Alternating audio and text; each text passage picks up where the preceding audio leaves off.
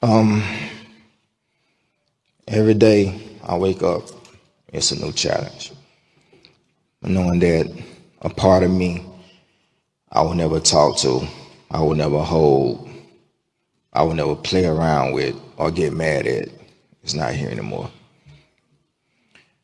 Nolan brought a lot of joy to our family. He was the wittiest one out of everyone. The clown. He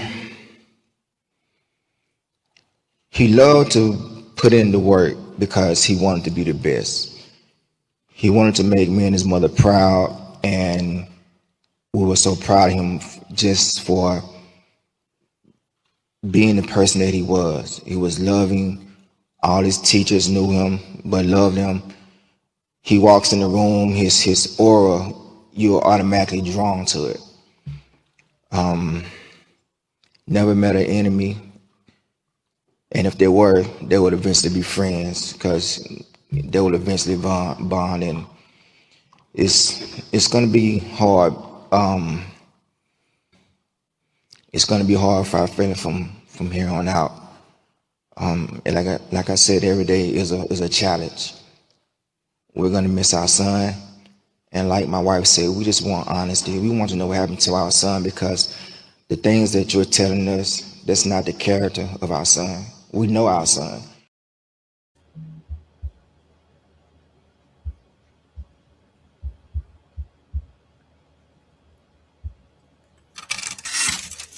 Hello, ladies and gentlemen. This is Edward Joseph, and let's talk live. Nolan Xavier Wells. Look what they done to me. All right, let's talk. Well, today, peoples, has been such an interesting day. I'm here. I am back live, and I am going to talk about some things, peoples.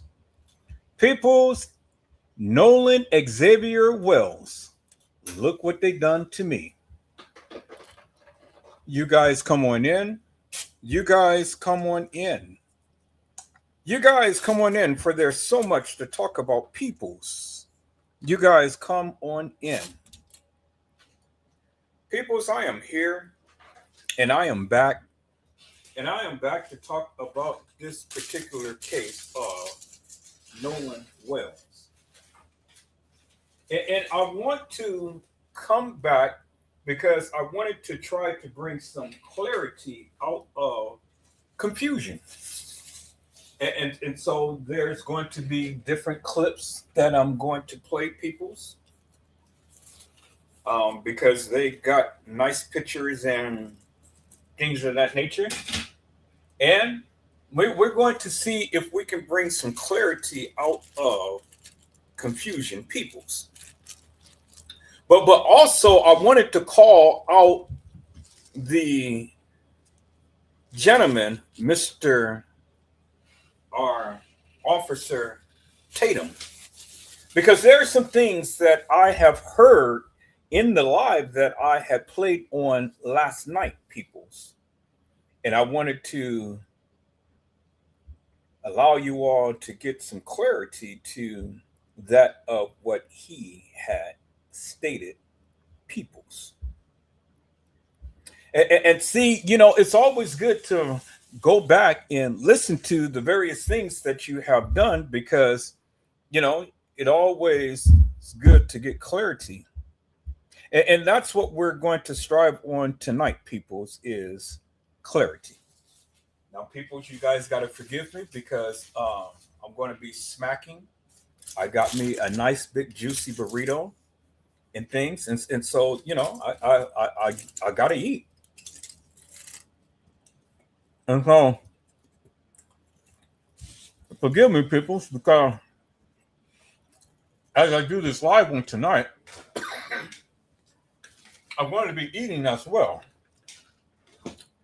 But I wanted to go back and bring some clarity to that of what we were talking about. I see my peoples came in. Hello, Gina, to you. How are you, ma'am? It is a blessing to see you on today. Well, I'm here and I'm back. And so, what I wanted to do, I wanted to start off with, um, I wanted to start off with a post that, um, what's the name? God, and I just was watching her earlier today. Nancy Grace. I wanted to start off with Nancy Grace, peoples. I wanted to start off with Nancy Grace, and we're going to get into this and things. So let's start off with her, and let's get some clarity upon some things that was stated, peoples. Let's get some clarity that was stated, because Nancy Grace, she had the she had the professionals on and things, and there were some things that the doctors and stuff had stated about Nolan Wells' autopsy. But not only Nolan Wells' autopsy, there were some bombshell revelations and things as it pertains to Nolan Wells' cell phone. And so, peoples, you know, I wanted to give you guys an opportunity to listen in to that of what was stated. So let me go ahead and call this video up. I'm going to share my screen, peoples. And we're going to get with Nancy Grace. Let me move this video down. Just trying to figure out where her thing is right here. Okay. So I'm going to move it down close to my live. All right, people. So let's listen to Nancy Grace for one moment here. And let's see what she was talking about, peoples. Let's go. The family is afraid. Many people have seen injustice in other cases that have nothing to do with them. And I believe they fear evidence will be destroyed or mishandled, and it can never be recaptured. It's very possible it could never be recaptured. The phone in the Nolan Wells case, I have a message directly to DA Angel Myers McGrath from a former prosecutor who did the same job you did, 30 years criminal trial experience, certified criminal trial lawyer, former head county prosecutor. Please listen carefully. This phone issue is getting out of hand. Nobody knows what to believe because you keep refusing, as I've said previously, to do proper public relations. Now, supposedly, there's a letter out there that says you agreed in July to have the phone examined with the experts from the family at a specific location and in a specific way, and that they are ready, willing, and able, and gave 4 dates this week where they would be willing to surrender that phone for examination. Now, I've been involved in things like this, so I don't know what's been said or hasn't been said, but I'll say this. The only story that we're listening to is that from Nolan Wells' family. And when they send you a letter and you don't respond and correct that letter, then we can only presume rightly that what's in that letter is correct. So the question becomes, if you had an agreement in July, why is it not being honored? There are accounts that you have demanded that the phone just be turned over in violation of that agreement. And that is not a good thing, not a good look. I can tell you from the commentary on the posts that I've had that your constituency out there in Mississippi does not trust law enforcement and does not trust this investigation. Your continued failure to update the community on any misinformation, if there is misinformation, or say, for example, if this agreement is not what the agreement was, then you need to get out there and you need to let the public know. Now, Stop with this thing that you don't compromise investigations about speaking about them. 24 hours. That's all the time Nolan Wells' parents were reportedly given to hand over the phone that could contain some of the last pieces of their son's story. But the darkest part isn't the deadline. It's why now. 6 weeks into the investigation, after a July 15th plan was reportedly agreed upon, something changed, and suddenly, the phone became urgent. Nolan's parents weren't asking for the investigation to stop. They were asking for one thing: someone independent in the room. So why does that matter? What could happen the moment that phone is unlocked? What are they so desperate to make sure someone witnesses? And if there's truly nothing unusual on that device, why is 24 hours enough time to demand it, but not enough time to answer the questions surrounding it?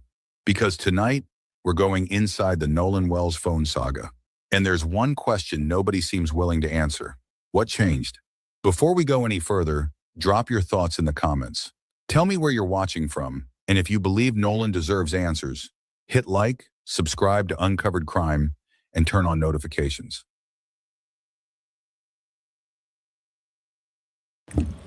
Peoples, let me go ahead and call up my disclaimer before we proceed any further.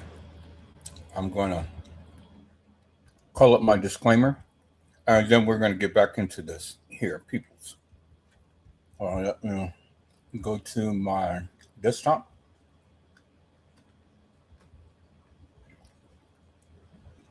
Got to go to my desktop, and let's see here. Let's go to my desktop. Video files, desktop, and let's look for my disclaimer.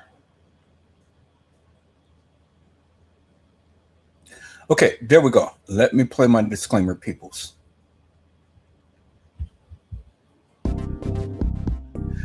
Disclaimer. The copyright disclaimer under Section 107 of the Copyright Act allows it made for fair use for purposes such as criticism, comment, news, reporting, teaching, scholarships, and research. Fair use is a use permitted by copyright statute that might otherwise be infringing. Nonprofit, educational, or personal use tips the balance in favor of fair use. You guys hold on for one moment, please.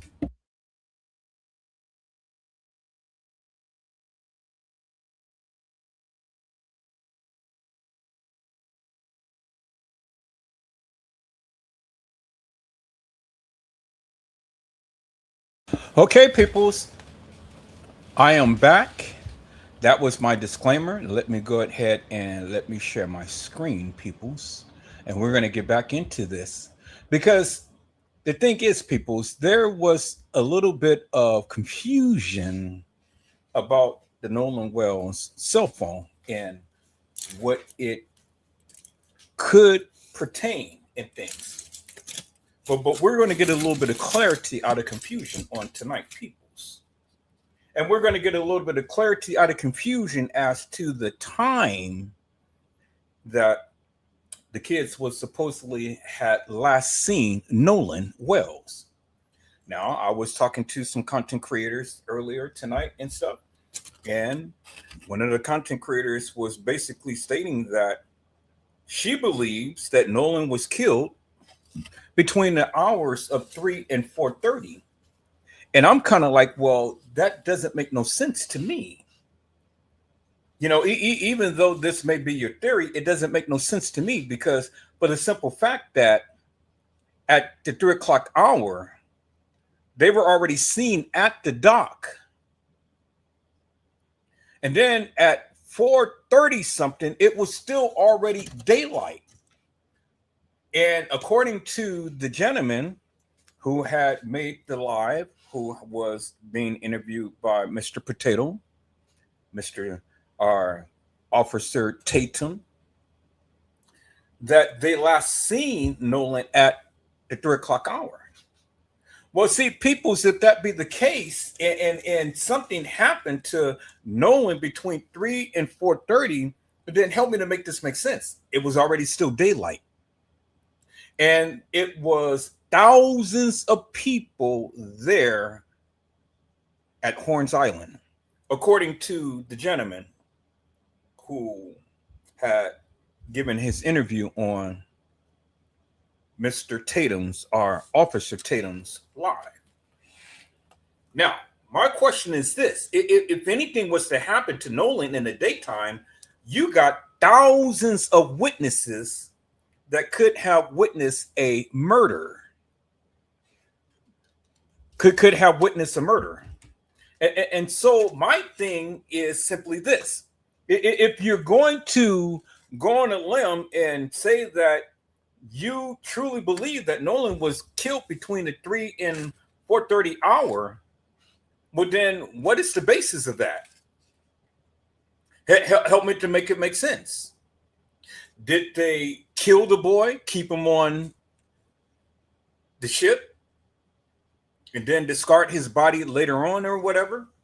What was there a struggle at the time to win the supposed 911 call, because their boat was supposed to have been sinking, right? And we're going to play that too, and we're going to listen in, peoples. Could he have been killed around that particular time? Well, peoples, you make the decision. You tell me what you think. I'm only going to just expound and express my thoughts and views based upon what they said. But based upon what they said and based upon the evidence that has already been collected thus far, I personally believe that this is a murder gone wrong.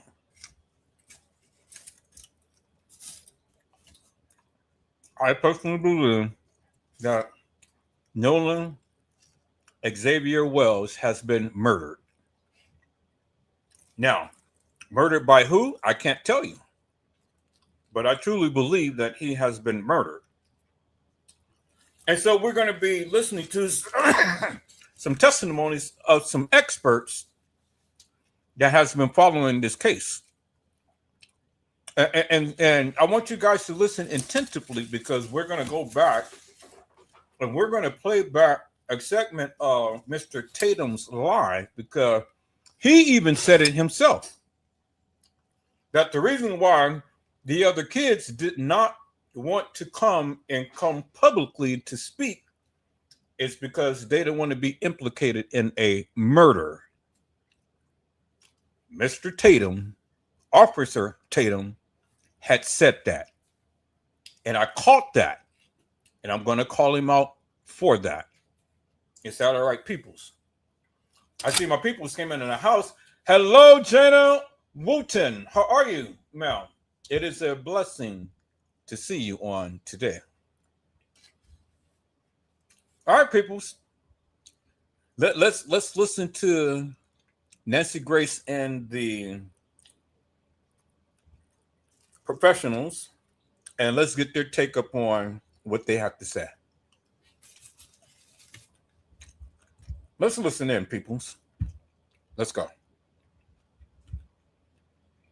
Because tonight, we're following the timeline, examining the unanswered questions, and looking at what this phone could mean for the Nolan Wells investigation.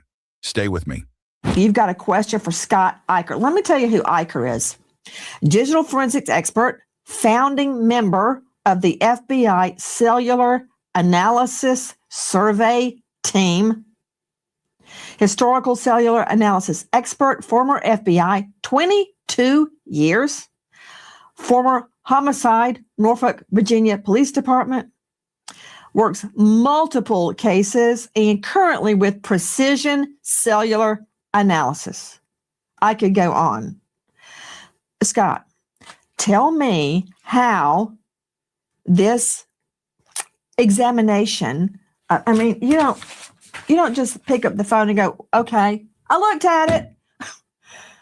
What is a phone examination? How do I get evidence of potential snaps that were sent that day, texts, emails, photos taken during those critical hours? And important, how do I find out if anything was deleted? We've heard, yes, it's deleted. No, it wasn't deleted. The only way we're going to know is from a forensics exam. How do you do it? Now, take baby steps. Go ahead. It's pretty easy nowadays. You get the physical phone itself. you hook it up to a device like the Cellbrite, which is one of the main producers of this type of software that can download phones.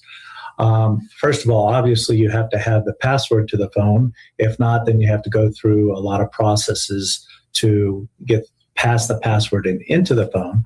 But once you're into the phone, and this can be done with other people standing by, as you were talking about, another investigator for the defense or for the family or something like that being there, they can sit there and watch you download the phone. And basically, once you download a copy of what's on the phone, and you're not really messing with the evidence that's on the phone, you're not changing it, you're just copying it to another computer, and then you can start going through that data. You can look at all the text messages, and it'll even let you know which ones have been deleted.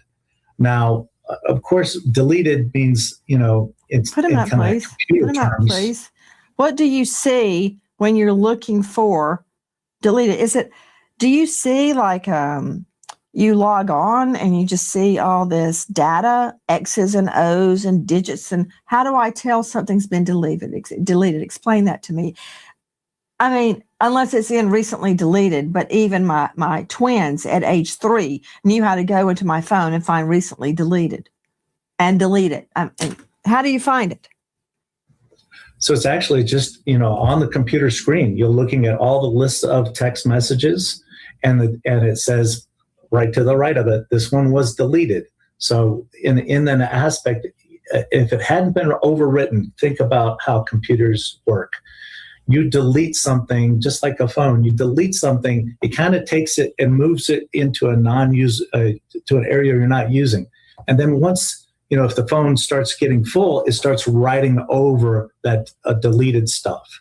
So things that were deleted at some point in time are still there and can be recovered. The actual texts of the text message, the content of the text messages is still there until it's getting written over by the phone. Scott Eicher, has your company, Precision Cellular Analysis, performed these independent examinations of phones? Yes, they have. We have a whole group of individuals in our company that just specialize in downloading phones, rebuilding phones that are damaged so that the data can be pulled from the phone, and breaking into the phones if we don't have the password. What is Cellbrite and how is it used? It's a program that's been around for a good amount of time, probably 15 years, and each year it gets more updated, but it's a program that actually goes into the phone and allows you to copy the information from the phone onto a different computer. And then you can look at that data and spend time going through it, get all the chronological information from text messages to pictures to Snapchat. So you can get a timeline from all these different areas of the phone. What about a digital forensics go bag? A portable data collection rig. We saw it in the Nancy Guthrie investigation. It was used when the investigators went into the Guthrie family home. You see it on field operations, intelligence, digital forensics. They extract or they mirror digital info right there on location. A tactical exploitation kit like a forensics go bag.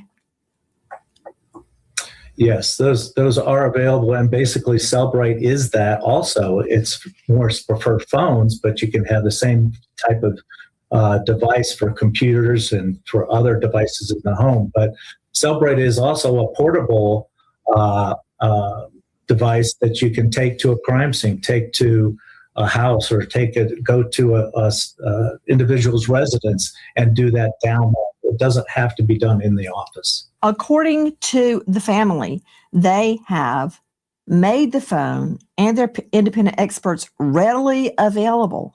The Jackson County DA's office, as well as our forensic team, and possibly the FBI, we're going to together download and examine the phone. So it's done one time with everybody together, right? This is very common in the law. This is what is supposed to happen. We are waiting for the DA to determine the time, the place, the date, let us know, and we are going to be there with our forensics team and anybody else, but it's done one time, one examination. We're ready for it to happen.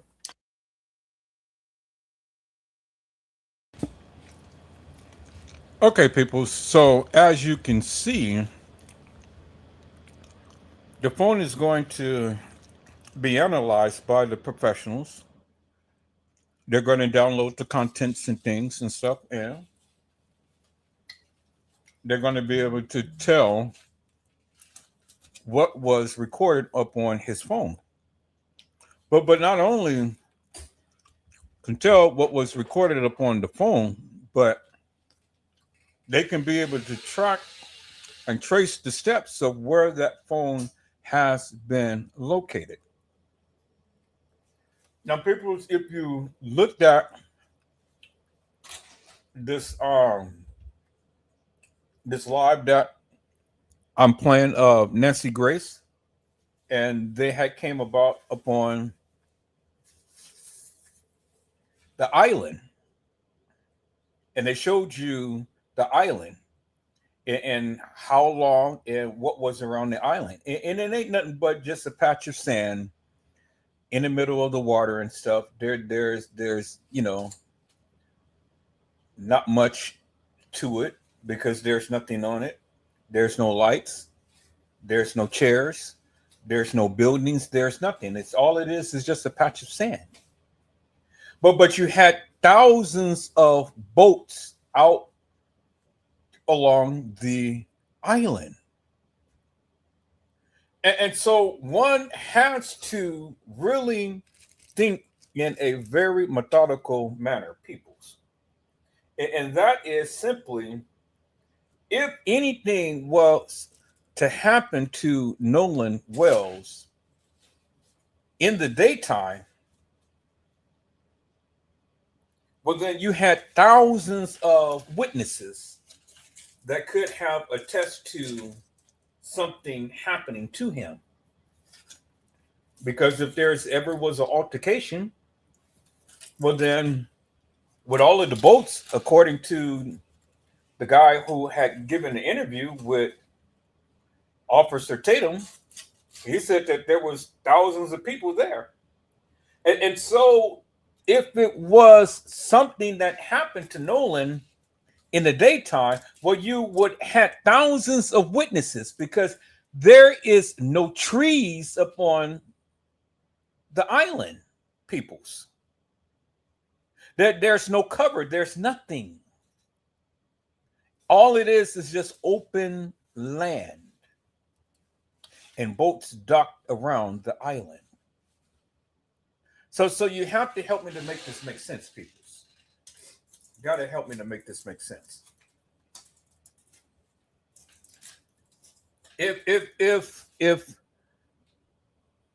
Nolan Wells was assaulted at any given point in time in the daytime, because they were saying that he was missing in the daytime, he wanted to sit back with some honky looking girl, a white girl, a honky. He wanted to sit back with a honky and catch a ride later on with someone.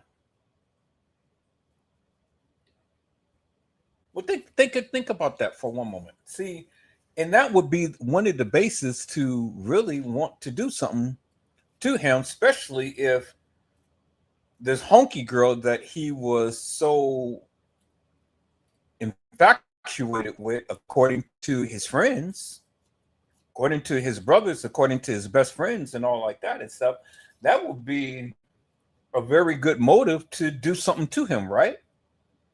Especially if one of the guys end up liking the same honky. Things would have got funky, right? But see, that's the thing though, peoples. That's the thing. All of these honkies was at the island, but everybody came home except for Nolan Xavier Wells.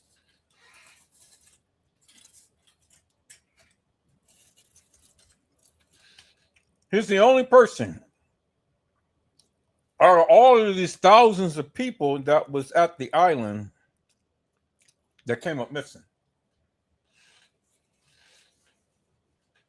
And it's amazing to me, people, how one little black guy could have disappeared just so readily, just so quickly, without nobody knowing his whereabouts. Think about that for one moment, people. You know? All of the thousands of people that was at this island, and the only one that came up missing was Nolan. Nobody's seen a thing. But yet,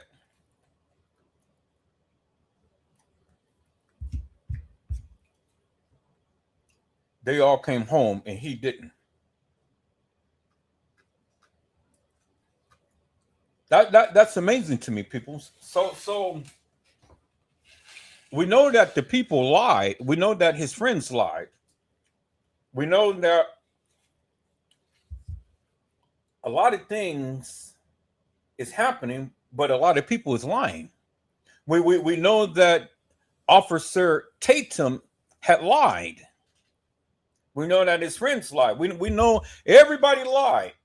And so you cannot trust and you cannot believe what the people say because they lied. You know, they lied. So I'm not so much concerned about all of the lies that they made peoples, because at the end of the day, there is forensic evidence that can prove things beyond the shadow of a doubt. And we're going to explore that on tonight, peoples. You know, we're going to explore that on tonight, peoples. So let's listen in a little more to this phone situation. And let's see what the professionals had to say about the phone. Let's go. From our friends at WLOX, that's Liza Park, working with Nolan's mother. To you, Susan Hendricks, now somehow it's made to look like the family, Nolan's family, is not cooperating. Let me understand what has happened. So Nolan's family went out of state. I don't know why. And while they were gone, they get a demand letter from the DA's office.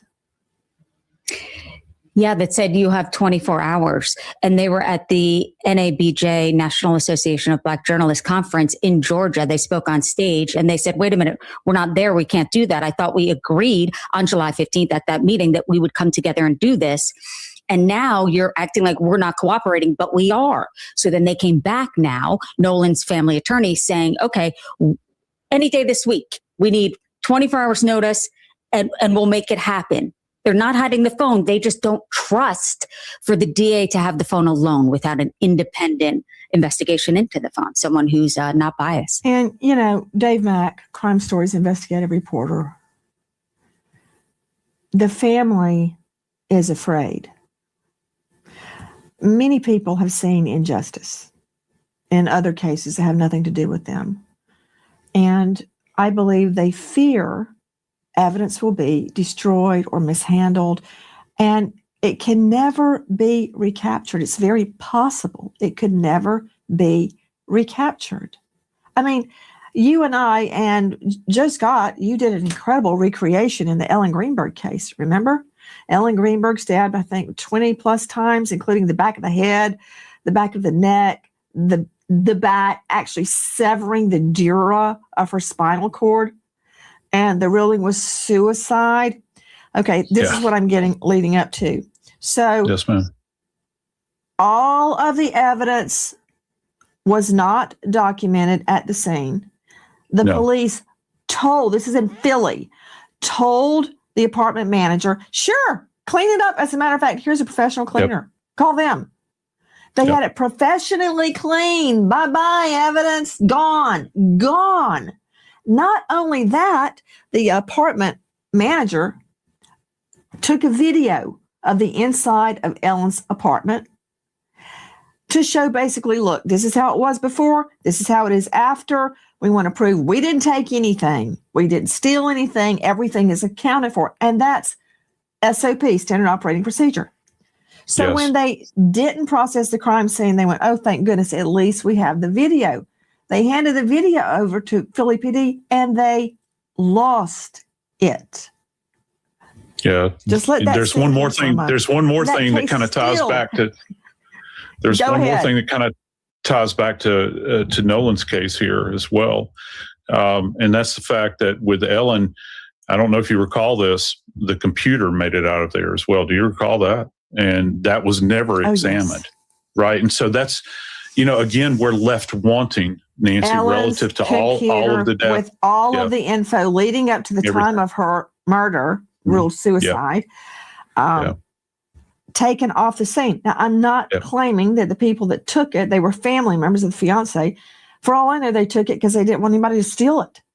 And nothing nefarious happened. But the problem is, you lock down a family. Look what's happened to Nancy Guthrie. A pizza delivery guy came and walked right over the blood evidence to deliver a pizza. Same thing here, Dave Mack.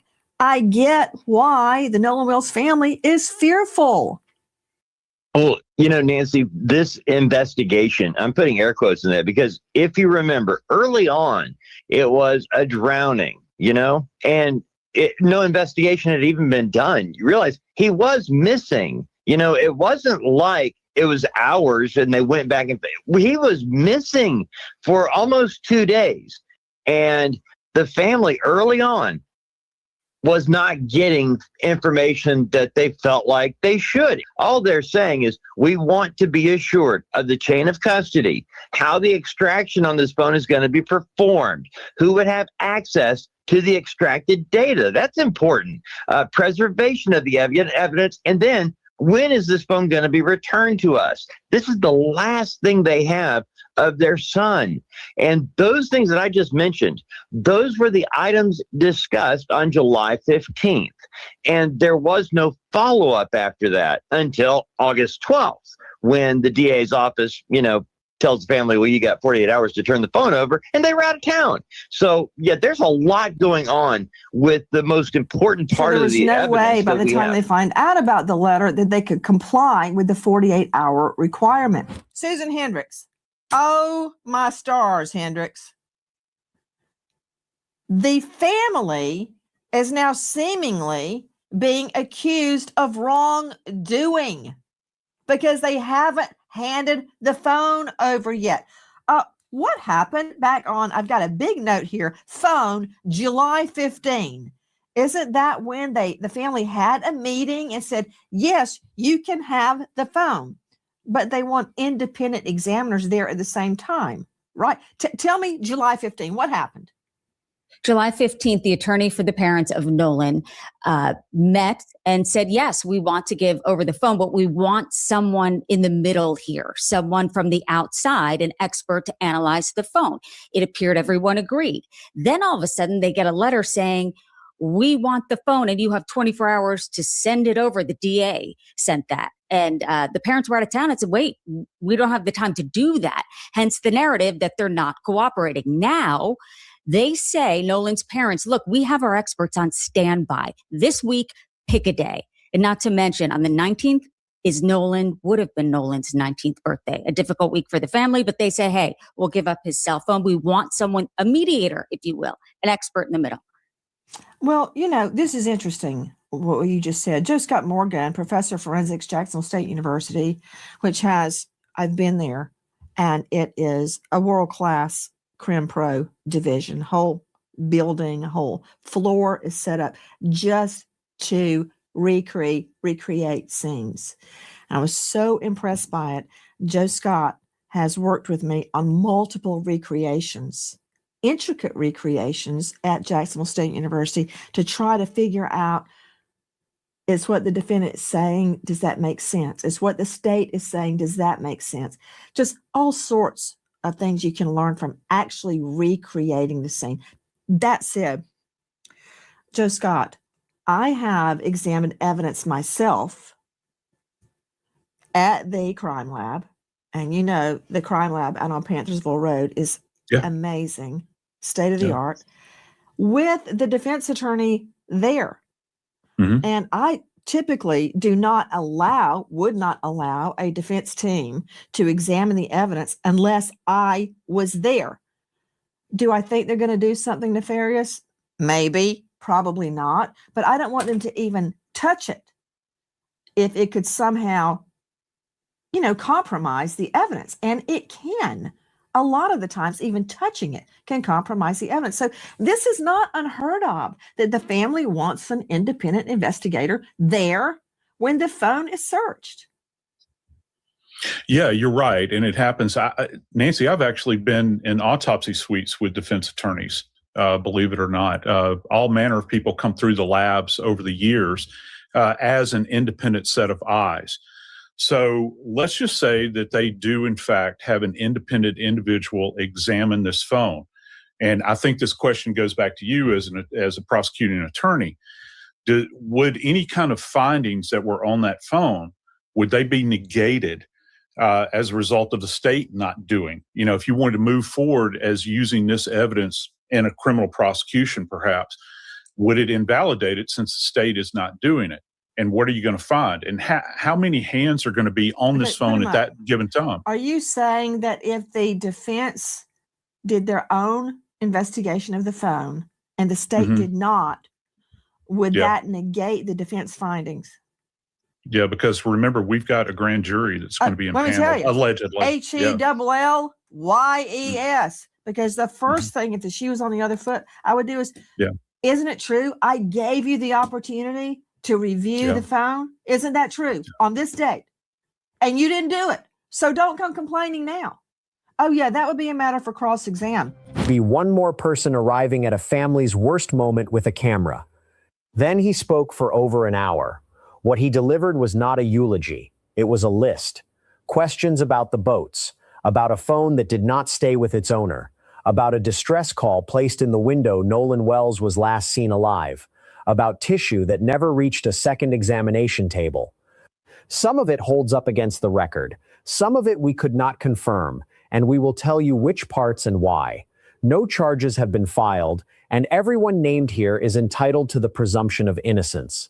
But those questions were asked out loud. His death and accidental drowning before he did any investigation. As far as I'm concerned, that meets the definition of public corruption. As far as I'm concerned, that meets the definition of public corruption. But stand with Warren, Art. Warren, if Nolan is your brother and best friend, why did you leave him on an island without his cell phone and his keys? Why did you take his cell phone and keys back to the mainland? You left him there and took his cell phone and keys back. Can you please explain that to me? What person wants to be on an island without their phone? Help me understand that, Warren. And see, peoples, that is exactly my point. That is exactly my point.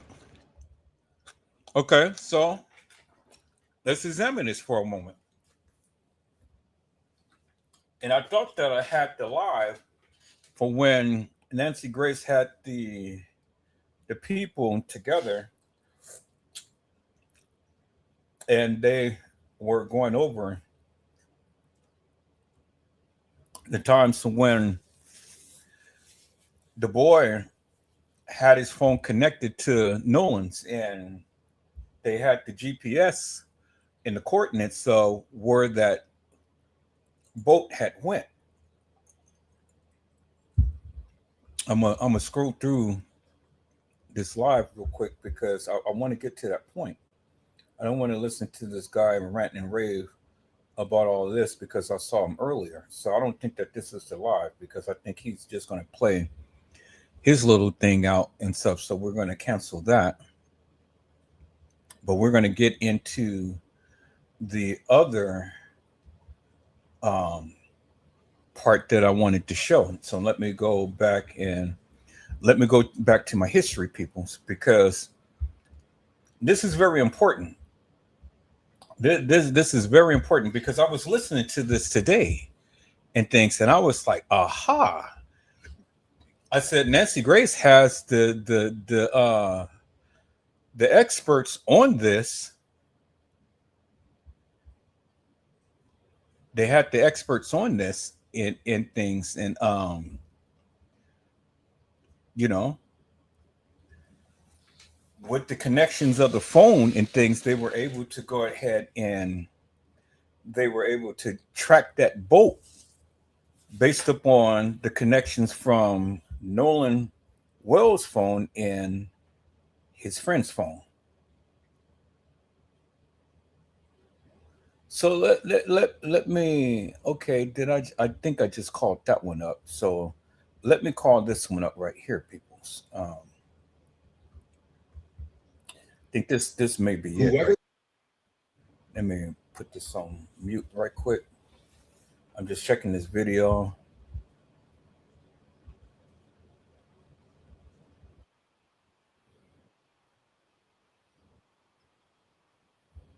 Okay.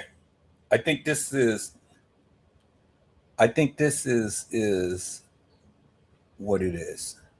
Let's listen to this, people. God, all these damn commercials. Then we're going to get into that of what.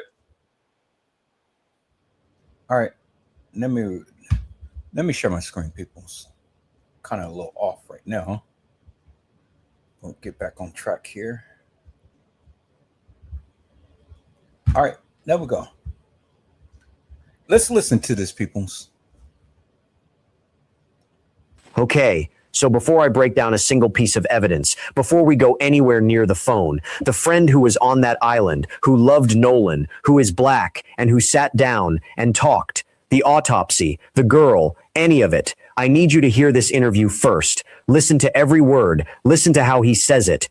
Listen to what he includes and what he does not, because after you hear it, nothing about this case will feel simple anymore. Go ahead and listen. Miss Christine, how are you and your family holding up? A lot of praying, a lot of just leaning on each other in this moment and just taking it day by day. That's really all we can do right now.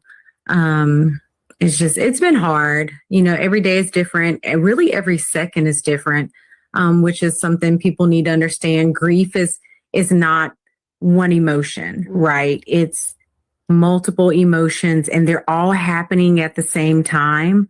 And so it's just like 1 minute I can be I can be okay like this and I can talk about it. And then the next minute I'm breaking down in tears because it's a constant reminder, because if I'm being honest, we really just have not had time to fully grieve with everything that's going on. This is your baby, and everyone must understand that. And Javon, I want to come to you because you're his friend. You were on the island on the 4th. You were on a different boat. Do you recall seeing him at all that day? Yes, ma'am. I did see him when I was out there on the island. Can you tell me what you saw? Does anything seem strange to you about the difference that people are saying of how he was separated from the group? No, ma'am. I don't think that Nolan would say, hey, bro, I'm staying with this girl on the island. Y'all go ahead and go back, without even bringing it, like not even asking to get his phone back. You know what I mean? I don't think that any of that. What makes you so sure about that? Because I mean, you've been with him, you've spent a lot of time with him. Did you know him to be someone to leave his phone or even say, you guys go without me? Never. I've never known Nolan to stay back while his friends leave. He's always been a guy where if he rode with you, he's going to come back with you. That's always how he's been every single time. You know, this friend of his, Trayston, also told ABC that video people have been talking about that was said to show some sort of altercation, it did not involve Nolan. He says it was actually him yelling in the video and that you and a family member were holding him back because he'd been in a fight. Is that accurate? Yes, ma'am. We were comment tracing down in that video where he said, "Give me my effing phone back." It sounds like him, so I'm pretty sure that he was right on that. But Javon, I'm so sorry to think about what you must be going through and thinking about what's happened to Nolan. I mean, you mentioned a phone. Tashima, a huge question so many people have is why he would have left his cell phone behind. And you say you were the person who actually went and retrieved that phone for the family. How'd you get your hands on the phone? Where was it? That is correct. Christine called me and told me, hey, where are the boys? Nolan hasn't been heard from since such and such time. Where are your boys? I said, well, Javon is with his girlfriend, and I just spoke with Jalen, and they are headed to downtown, which I was literally getting ready to get in the shower to go downtown as well. Mm-hmm. She said, well, Nolan hasn't been. So I instantly called with Christine on the phone, Javon. Javon said no, he hadn't seen Nolan since early on the island. And he was like, what? Are y'all serious? We was like, yes. And so Christine intervened in the conversation, said, Nolan has not have been heard from since he left the island. Okay. So now, people, did you hear what the young lady had said, right? She didn't say that they said that they last seen Nolan at the 3:00 hour, right? She didn't say that. What she did say that they didn't see him since early that day. Since early that day. So the question becomes, peoples, because this content creator thinks that Nolan was killed between the 3:00 and the 4:30 hour. And I'm kind of like, well, if that be the case, then peoples, you had thousands of people around that was still there. They were supposed to had boat trouble and things and stuff. So there is nothing that ever indicates or nothing that proves that anything happened to Nolan between that time frame. And I don't really care too much about what your theory may be, because you just heard what she just said, right? So listen in, peoples. I'm going to interject, every so often, but I want you guys to listen and understand some things, peoples, and not conjure up your own thoughts and views just because you feel some type of way. Let's go. So Javon was like, well, that's when I seen it. I haven't seen it since then. Again, everybody goes their separate ways. So I then hang up from Javon because obviously there's nothing he can say to tell me anything. So then Jalen, I call him. Jalen did not answer the phone. Christine again is on the phone. Jalen did not answer the phone. LeBaron, I called. He didn't answer the phone. I called LeBaron, which is their other friend, LeBaron Broomfield. He answered. He said, Jalen is in the gas station. Hold on. So he said, hey, Jalen, Mom on the phone. So he's like, Jalen, what's up, Mom? What's going on? I was like, hey, have y'all heard from Nolan? They said, no, we have not heard from Nolan. But where was the phone? So I was like, well, okay. So that's when we started checking the phone. Well, for Christine, it said one place, but for them on Snapchat, it showed another place. Okay, so did you hear what she said? She said that the phone, when they checked it, it says one place, right? But then when they looked at the Snapchat, it says another place. So the thing is, and what she's going to tell you is that the gentleman's phone was connected to Nolan's phone. That's how they were able to track down where the boat was. Do you understand what I'm saying? See, this is what I tried to explain to the content creator earlier. If she would have just kept quiet and listened and stopped interjecting, because I know what I'm talking about, because I know what I heard. And now I'm playing to you what I've heard. This is what the young lady had said.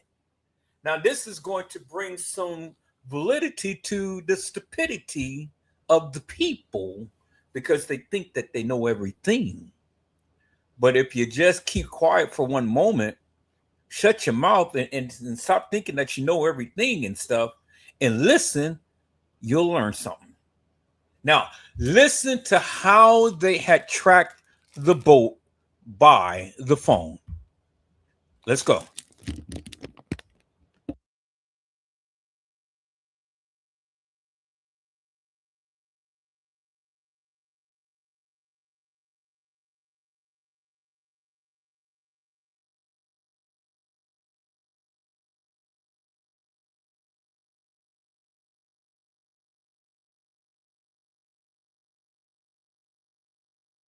I dare you to let me build you a completely free e-commerce store preloaded. I'm not familiar with all the kids. I only know like one on there, but it showed that the phone was at what a lot of people were at. So that's how we knew where to go to. We went there. They were all there. They were sitting there. Showed another place. I heard from Nolan. But where was the phone? So I was like, well, okay, so that's when we started tracking the phone. Well, for Christine, it said one place, but for them on Snapchat, it showed another place. So that's the place we went to.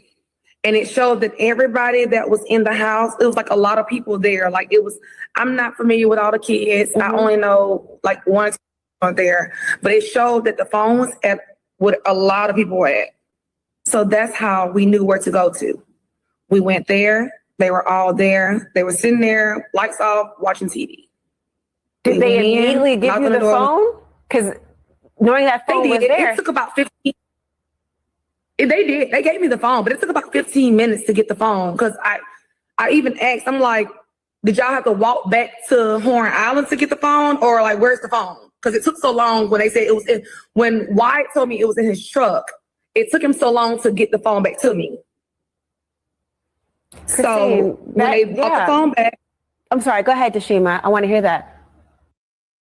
Okay, so did you hear what she said? She said that the phone was tracked in several places. And she asked the question, did you guys have to walk back to Horns Island to get the phone? Did you hear what she said? I'm gonna rewind that, and I want you guys to listen to that because that's very important. It's very important because it shows that these people wasn't always at Horns Island for the whole entire time. And so when the content creator asks, well, where could they have gone? That's what I was trying to explain. But she just kept ranting and raving and things and stuff and didn't want to listen. That's what I was trying to tell her. Shut up and listen and learn something. Because they wasn't all in one place. They wasn't always at Horns Island. Listen to what she said, peoples. Let's rewind that just a little bit more. And I want you guys to listen attentively to what she said. In the phone. Well, for Christine, it said one place, but for them on Snapchat, it showed another place. So that's the place we went to. And it showed that everybody that was in the house, it was like a lot of people there. Like it was, I'm not familiar with all the kids. I only know like one on there, but it showed that the phone was at what a lot of people were at. So that's how we knew where to go to. We went there. They were all there. They were sitting there, lights off, watching TV. Did they immediately give you the phone? Because knowing that phone was there. It took about 15. They did. They gave me the phone, but it took about 15 minutes to get the phone. Because I even asked, I'm like, did y'all have to walk back to Horn Island to get the phone? Or like, where's the phone? Because it took so long when they said it was in, when Wyatt told me it was in his truck, It took him so long to get the phone back to me. So when they brought the phone back. I'm sorry, go ahead, Deshima. I want to hear that. So Wyatt had said that the phone was in the truck.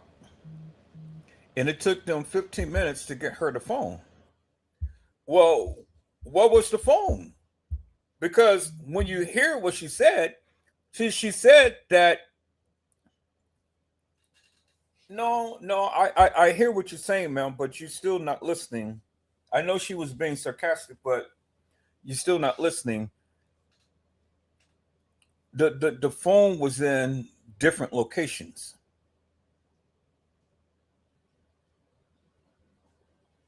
I know, I know she was being sarcastic in that manner and things, but what I'm trying to tell you is if you guys would listen.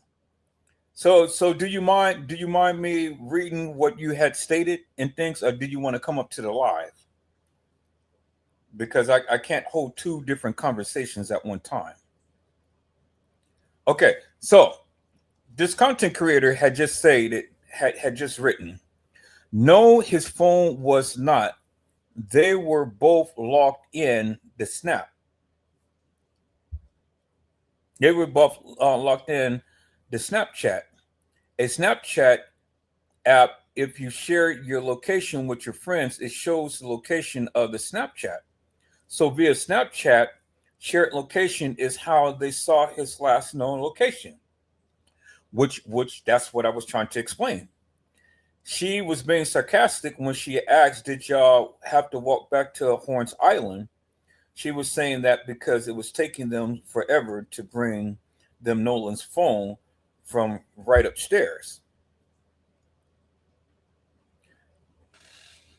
Well, I know that, and I know, and I'm sure that everybody knows that. I'm sure that everybody knows that, she was being sarcastic in that manner.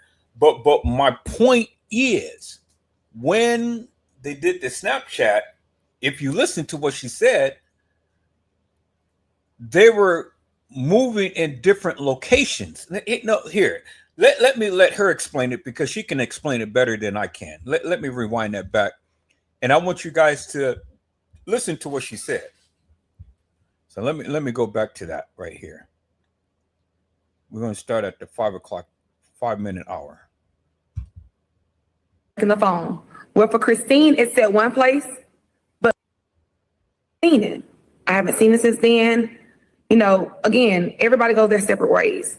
So I then hang up from Javon because obviously there's nothing he can say to tell me anything. So then Jalen, I call him. Jalen did not answer the phone. Christine, again, is on the phone. Jalen did not answer the phone. LeBaron, I called, he didn't answer the phone. I called LeBaron, which is their other friend, LeBaron Broomfield. He answered. He said, Jalen is in the gas station. Hold on.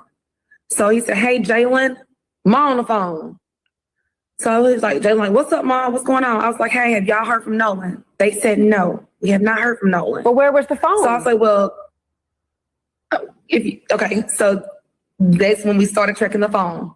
Well, for Christine, it's at one place, but for them on Snapchat, it showed another place.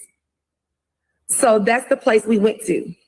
And it showed that everybody that was in the house, it was like a lot of people there. Like it was, I'm not familiar with all the kids. I only know like one or two there, but it showed that the phone was at what a lot of people were at.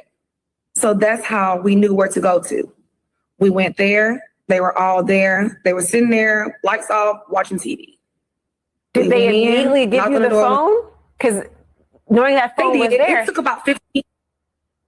They did. They gave me the phone, but it took about 15 minutes to get the phone. Because I even asked, I'm like, did y'all have to walk back to Horn Island to get the phone? Or like, where's the phone? Because it took so long when they said it was in, when Wyatt told me it was in his truck, it took him so long to get the phone back to me.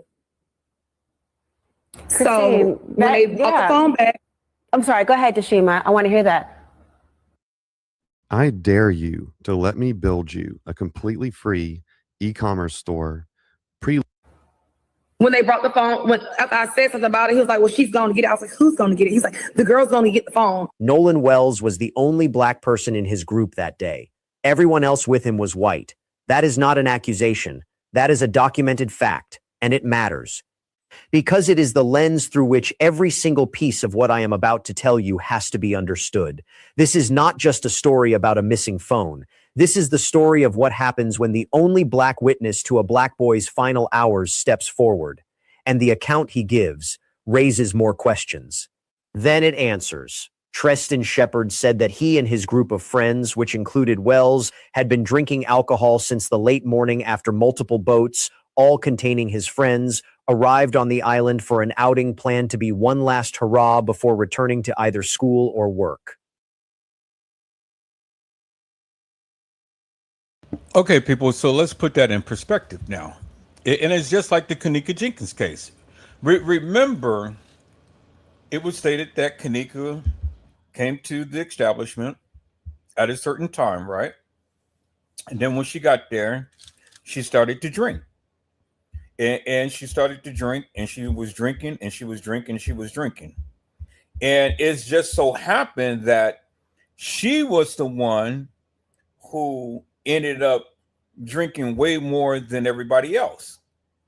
And then all of a sudden, she just happens to get up and walk out the room and go start wandering some halls of an establishment where you have thousands of people at that hotel. And nobody happens to see her roam the hotel. But yet she managed to roam the hotels without nobody seeing her. Well, that's the same case with Nolan Wells.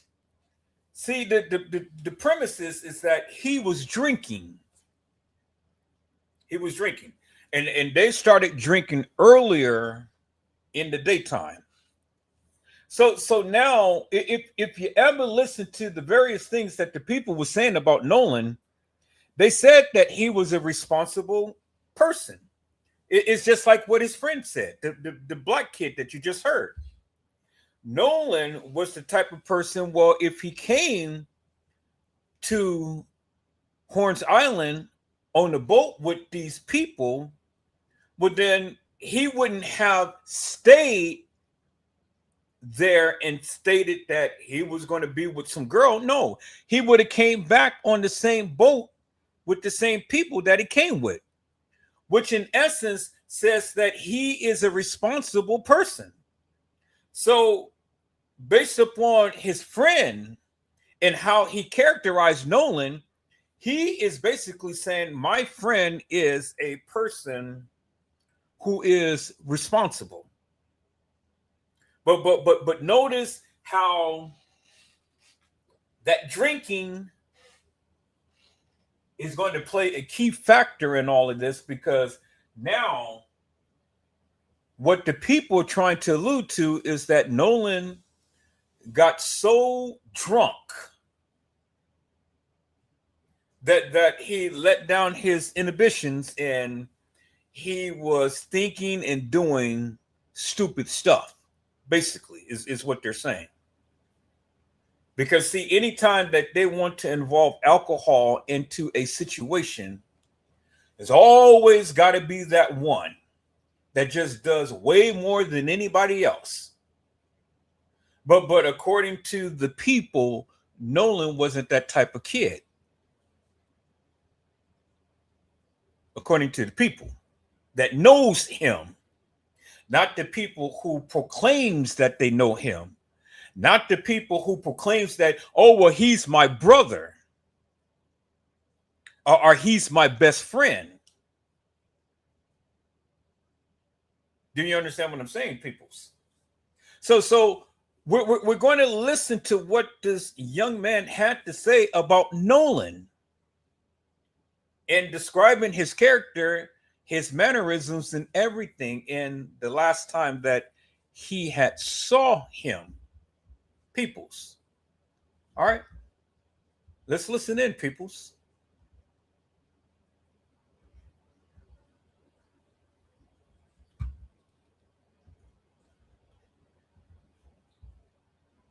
About 300 people, many of them former high school classmates, were gathered near them on the island. 300 people on a remote, federally protected barrier island, with no staff, no drinking water, no shelter, no facilities. And somewhere inside of that, Nolan Wells vanished. Now, I want you guys to look at the island and look at the boats, and look at the people. Now, I want you to picture the scenario there, peoples, because this is the island. This is the people out there on the boat and everything. So, how is it that a young black kid, out of all of these people, now see, the other guy that gave the interview with Officer Tatum said that it was thousands of people. But this commentator said that it was about 300 people. The young man in the interview with Officer Tatum said that it was wall-to-wall people from one end to the other end. And it was 3 rows of boats. I don't know when this video was taken. Doesn't look like it's many people there. Everybody is there, and people look to having a good time and things and stuff, but it doesn't seem to be 4,000 people as the boy had alluded to the people being there. Do you understand what I'm saying? Well, whether it's 4,000 or whether it's 300, still on the island, you can see from one end to the other end, peoples. There's no trees, there's nothing. It's all just open land and all open sand. So if there's ever been an altercation or anything, you had all of these people right there to actually see anything going down. So the question becomes, how could a young black kid just come up missing? And see, my thing is this: if the people was telling the truth about Nolan, well, then why lie? Why lie? If you were telling the truth about your accounts and all of the things that you've seen and stuff, why is it that you need to lie? It's no reason to lie, right? I mean, it's just a cut and dry case. If it was to a degree to where he ended up getting drunk and slipped under the water or whatever and stuff, and nobody can find him, okay, well, I can see that, But why lie behind the various things? Why lie about your movements? Why try to cover up all of the stuff that you guys proclaimed that you had did? So it's because of that, peoples. It's why I say that this ain't nothing simple as a accidental drowning or anything. No, it was something serious that went on, and that the people are not talking. Because when you look at the autopsy and the autopsy photos and stuff, it shows a different story, peoples. See, if you got something to hide, you're going to lie about it. Just like in the Kanika Jenkins case, all of the friends lied. They lied about Kanika and the things that was going on and stuff. Well, if you ain't got nothing to hide, why lie? Right? But they lied, peoples. And because they lied, now we're getting down to the nitty-gritty. Because, see, the thing is, peoples, the evidence and forensics doesn't lie. Do you understand what I'm saying? Science doesn't lie. People lie, but science doesn't lie. But we're catching them in a lie. And we're going to point that out, peoples. Let's listen in. Here is the question we are sitting with today, and it is not the one most people are asking. The question is not whether the viral video shows Nolan arguing.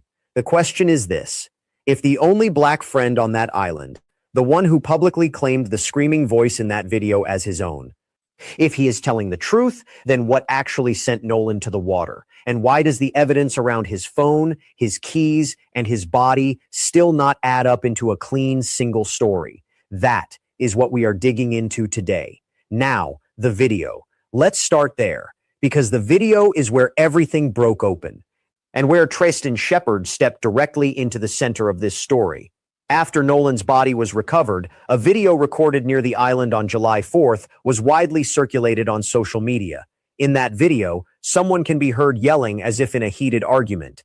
Attorney Ben Crump, who represents Wells' parents, said that Wells is among a group of people standing on the island and can be heard on the video demanding his phone back. Crump said on the record, "This video, you can hear an argument going where Nolan is saying, 'Give me my freaking phone. What are you freaking doing?'" That was the family's position. That was what Ben Crump put in front of cameras at a press conference, with Nolan's parents standing right there. But then Tristan Shepard sat down with Good Morning America and said something that stopped the internet cold. A friend of Wells who was with the group that day, Tristan Shepard, said it was actually him yelling in the video. Shepard said on Good Morning America that he and the friend group that accompanied Wells on Independence Day have been wrongly accused of foul play. "That's me yelling," Shepard said. Let that land for a second. The voice in that video, the voice that was being attributed to a dead 18-year-old, asking for his phone back, in what sounded like fear, that voice, according to Shepard, was him. Shepard stated the confrontation involved himself, not Wells, and another man over Shepard's girlfriend. Rolling Stone reported that Shepard's account of the confrontation has been corroborated by Shepard's girlfriend and by his uncle, both of whom were present on the island. That is meaningful. That is not just one person saying one thing. There is corroboration. His girlfriend was there, his uncle was there, both of them backed his account. And then there is Javon Williams, the other black friend, the other voice from inside that group. Another of Wells's friends, Javon Williams, challenged Crump's interpretation during an interview with TMZ. That altercation, it sounds just like my other friend who got into another altercation on the boat, Williams said. He added, as he was in that altercation, I was trying to calm him down. They were trying to get him out, off the island, trying to get him back to land. Notice this. Javon Williams is black. Both Williams and Shepard are black or biracial. These are not outsiders to Nolan's world. These are the people he went to that island with. The people who said he was their brother. And they are the ones now telling investigators and the press that the video everyone was using as evidence of foul play was not Nolan. But here is where it gets complicated. Javon Williams, another friend who also saw Wells on July 4th, said it's not like Wells to separate from the group he came with. Read that again. Williams is saying, the yelling was not Nolan. He is clearing the video. But in the same breath, he is also saying the idea that Nolan would just stay behind does not sit right with him either. That matters, because it is not the friend group closing ranks. It is a friend telling the truth as he saw it on both sides. Now let's go to the phone, because the phone is where this case reveals something nobody can fully explain. Wells didn't make it back to the mainland, but his phone and car keys did. Sit with that for 1 second. His phone left the island without him. His mother used an app to track Wells's phone. And after a friend went to where it was on land to pick it up, she noticed that some of his messages appeared to have been deleted. Rather than being recovered with his body, the phone was allegedly found in the possession of one of the friends who had joined him on the island. Nolan's mother said she located it using the Life 360 app after the group returned to shore. Now, the official account from the friend group is that Nolan chose to stay behind. He met a girl. He was going to catch a different ride home. That is what Tristan Shepard said on Good Morning America. He told ABC that he took a boat back from Horn Island in the late afternoon of July 4th, and Wells stayed behind with a girl he had met. They met that day, Shepard told GMA, and he really did like her. That is the reason. That is the explanation for why the boat left without Nolan. He wanted to stay. But here is the fracture in that story. Friends reportedly told investigators that Nolan chose to remain on Horn Island after speaking with a young woman and intended to catch another ride back. According to Crump, however, the young woman later said Nolan returned to the boat, contradicting the friend's account. That inconsistency has become one of the central questions surrounding the investigation. One more time. Bingo peoples. Bingo to the bingo peoples.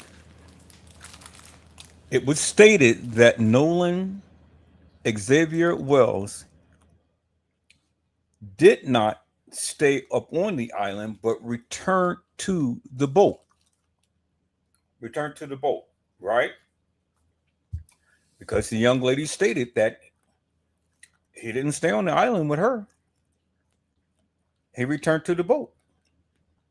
So you see the inconsistencies in the stories and the things that the kids are saying, right? Some things was corroborated, some things wasn't. So then the question becomes, why did the people lie in the first place? You know, because if the accounts didn't happen in the manner to which they're trying to express it to the people, and if Nolan's black friend is saying that Nolan is a responsible kid, why is the white people lying? Why is these honkies lying? Well, let's see. Because this is the contradiction that the family is living inside of every single day. The friends say, Nolan stayed for a girl. The girl says, he came back to the boat. Those two things cannot both be true. One of them is wrong. And right now, no one has publicly resolved which one. Nearly a month after Wells disappeared from Horn Island, many of the central questions surrounding his final hours remain unanswered, including why he didn't return on the boat with his friends or have his cell phone with him. Hey, we're art storefronts, and we're not a marketplace. When fine artists and photographers are first... And then there is what Nolan's father experienced the night he went looking for answers. This is the detail that keeps coming back, the one planted in the earliest press conferences, and one that investigators have never formally addressed. The father asserted that he had a difficult time retrieving Wells's keys from one of the individuals in the friend group. Elmore said during the July press conference that he arrived at the house where Wells left his vehicle before venturing out to Horn Island. When he asked for his son's keys, he was reportedly given the runaround by the friend who was believed to have possessed them. Elmore said, I said, I'm Nolan's father. I'm here to get his keys so I can get his car. He was like, I don't know, man. This is a father. His son is missing. He does not know yet that Nolan is dead. He is standing at a door asking for his son's keys. And the person on the other side of that door is hesitating. Think about what that means. That is not an accusation of murder. It is not evidence of anything on its own, but it is a moment. And it is a moment that Nolan's father remembered well enough to speak it into a press conference microphone. Okay, so there's that word, murder. They didn't say accident, peoples. He said murder. Now, this content creator is saying murder. Just like Officer Tatum had said murder. And we're going to get into that too, peoples. I'm going to rewind this back. I want you guys to listen to the words he's saying. He didn't say drowning. He didn't say accident. He said murder. Let that sink in, peoples.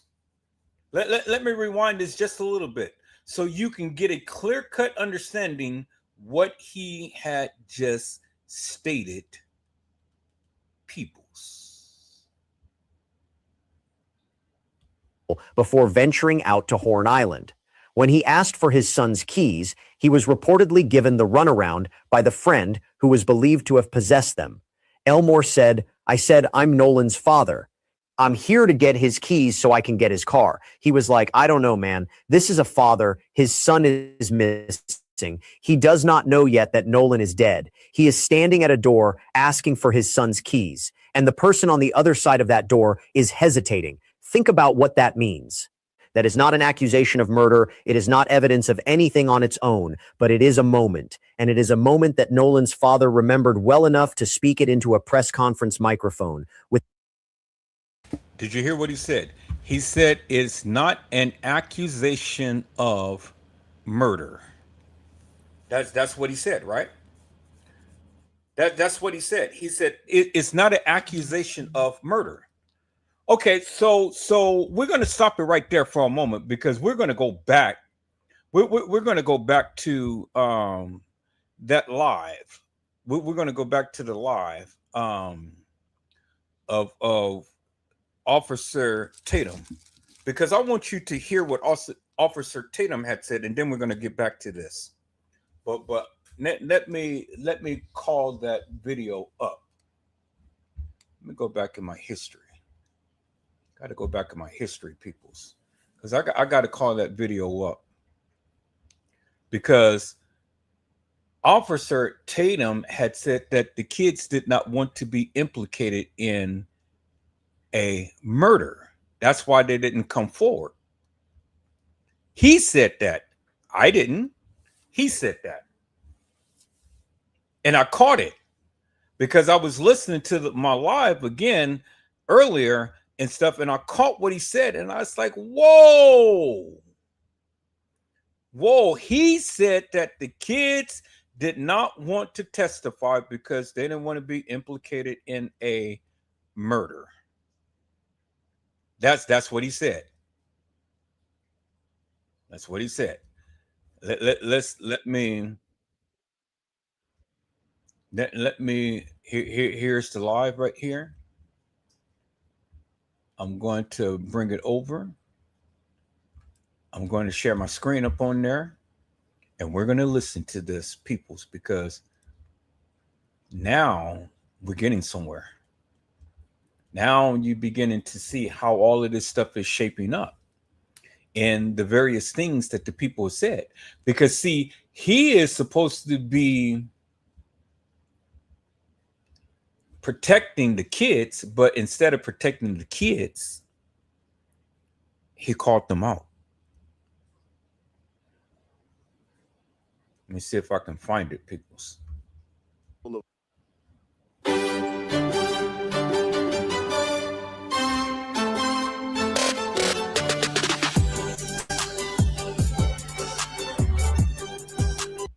A diverse group of people. We have a diverse friend group. All of these things is what is said on this side.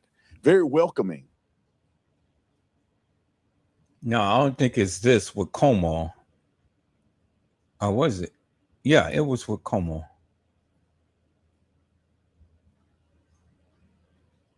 On that boat and something was done to him, there's no way.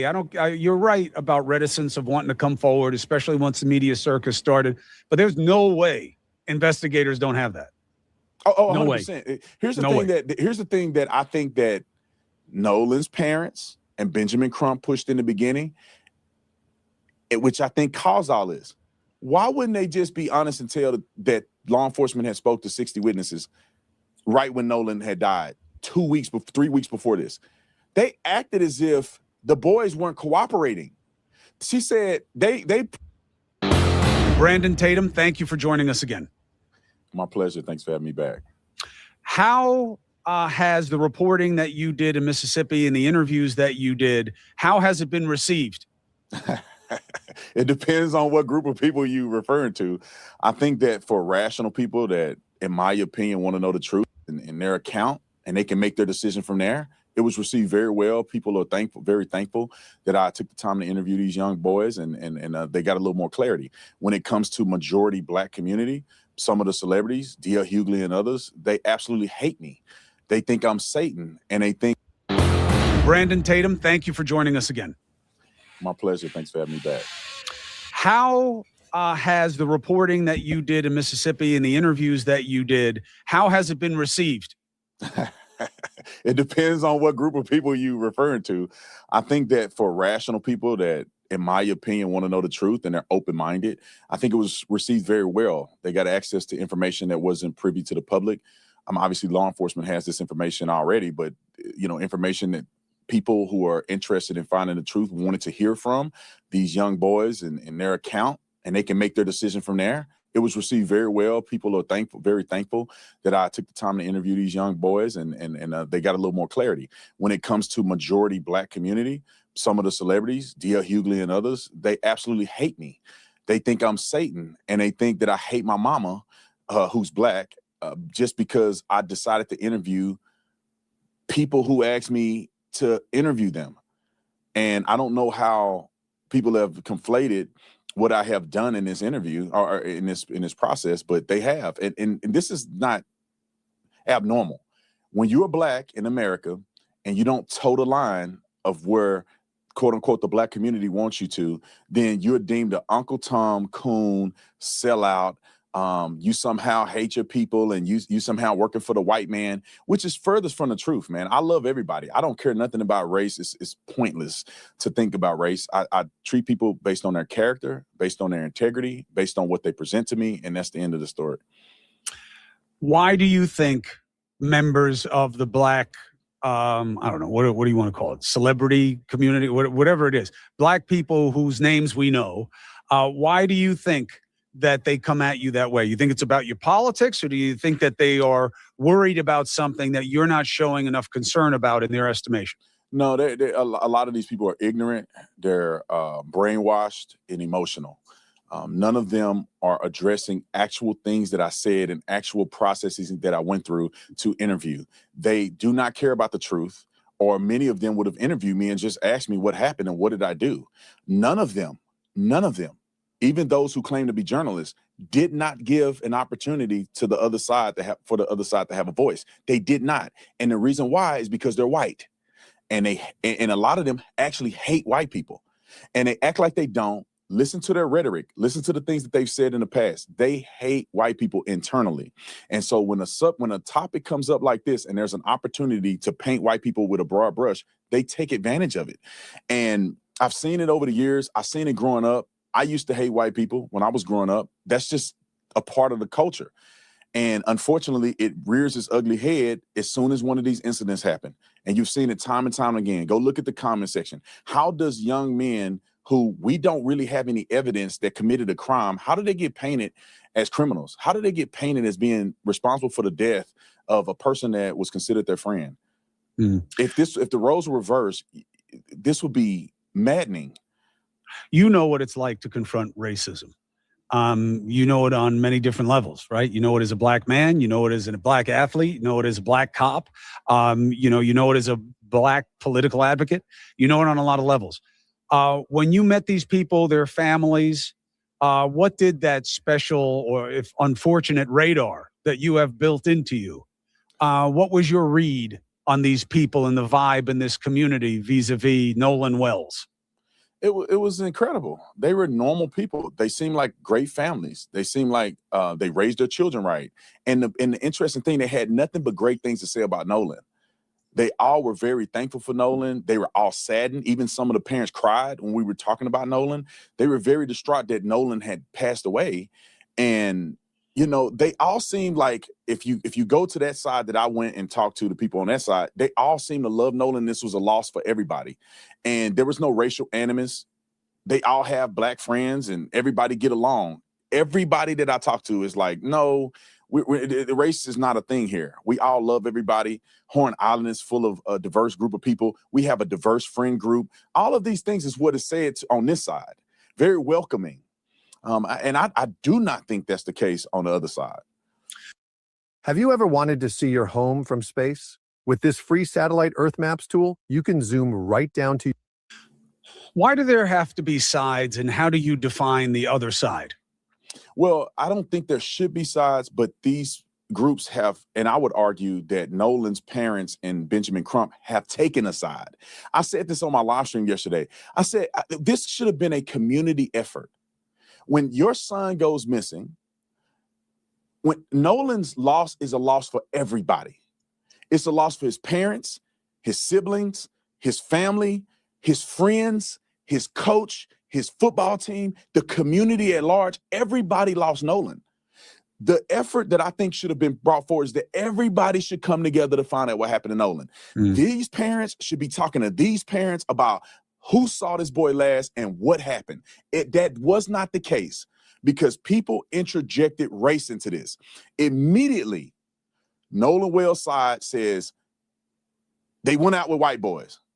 Something must have happened. The justice system is flawed, inevitably, because once upon a time in Mississippi, there's racial things that had happened against black people. But in perpetuity, white people cannot be trusted, and everything must be a fraud because there's white people and my son is black. That to me destroyed the community and made it into a partisan thing or a separation thing versus a united front. And we could see that because people were telling me when I was out there interviewing people that people in the community are terrified. There's people that they think know more, but they're afraid to say anything. Because even if you didn't have nothing to do with Nolan's death, if you say, I saw him last, you could be painted as a suspect in a murder. And they will blast you and drag your name through the mud and threaten your life. You know, Chris, the young boy Trayston can't even go to a store. He went to buy a Gatorade and he said, your money's not welcome here. Black people turned their backs on Trayston and he wasn't even really accused in this situation. And the boys warned them were somewhere else in another state. And people were screaming at them at a restaurant, kicked them out, said, say his name. What does that tell you? That tells you that the narrative has been set that they did it. It's not an open-minded scenario. It's not a we want to know what happened. It's that they've painted these boys as they're criminals. And all the information that I have thus far, there is no indication whatsoever that they were even there when Nolan passed away. And I have seen video. I've seen all kinds of evidence. The police have interviewed these kids already. They've given their cell phones over to the FBI. I mean, in my opinion, based on what they've shown me, they've done everything the right way. Now, notice he said, and he mentioned murder earlier. We're going to rewind that back. But notice he said that they given their cell phones to the FBI. No, they didn't, peoples. These kids haven't given nothing to no one. The only thing that they gave was their little statements and things, and that was it. But this guy is just lying up a storm. The FBI is not even involved yet. But he's saying that he's got all of the videos, he's got all of this, he's got all of that and stuff. But he's just sitting up here blatantly lying. Well, if we say something, then they're going to be implicated in a murder. Let's rewind that, peoples. Let's rewind that.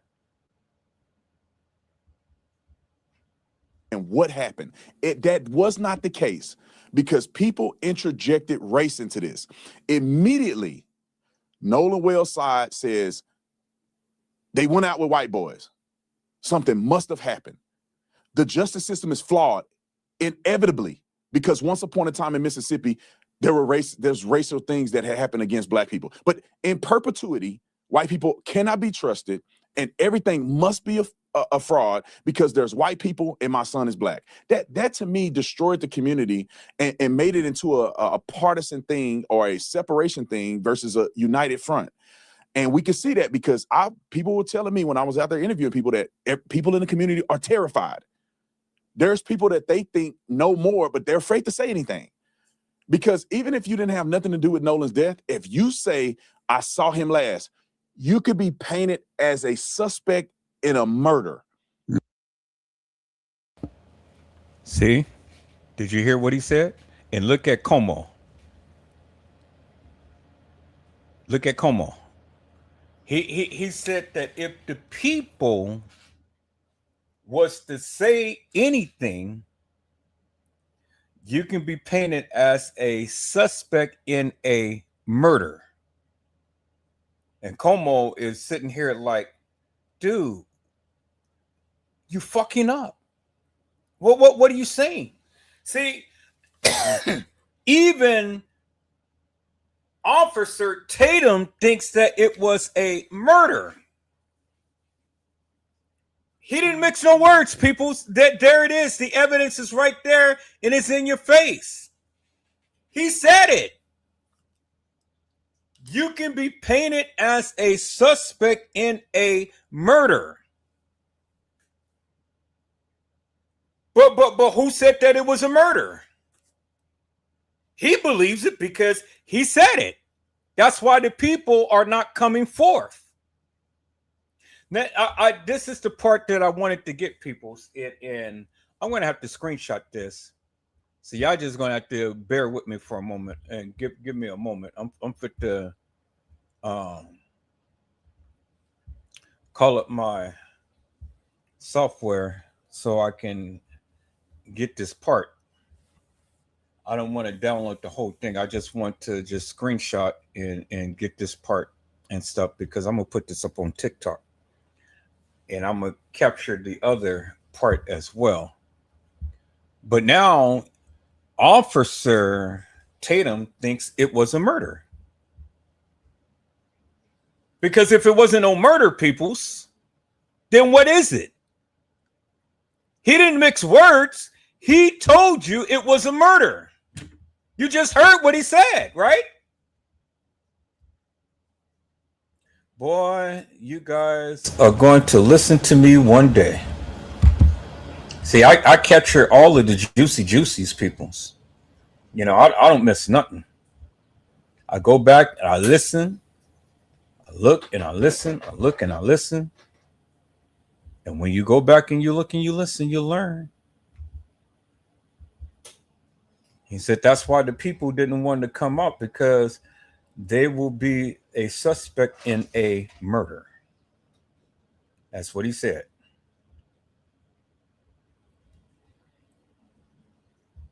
So if he didn't think it was a murder, people, so then why would he say that? Right? Okay, let me rewind this back a little bit. Okay, I'm going to have to move this over so get that part. Okay, start screenshotting. Let's go. Everybody that I talk to is like, no, the race is not a thing here. We all love everybody. Horn Island is full of a diverse group of people. We have a diverse friend group. All of these things is what is said on this side. Very welcoming. And I do not think that's the case on the other side. Why do there have to be sides, and how do you define the other side?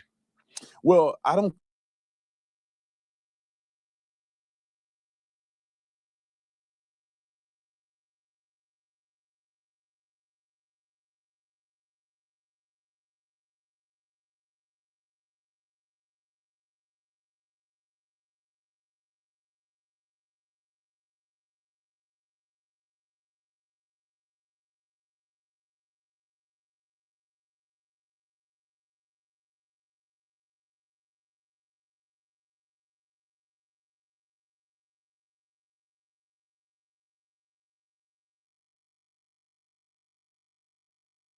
And the reason why is because they're white. And a lot of them actually hate white people.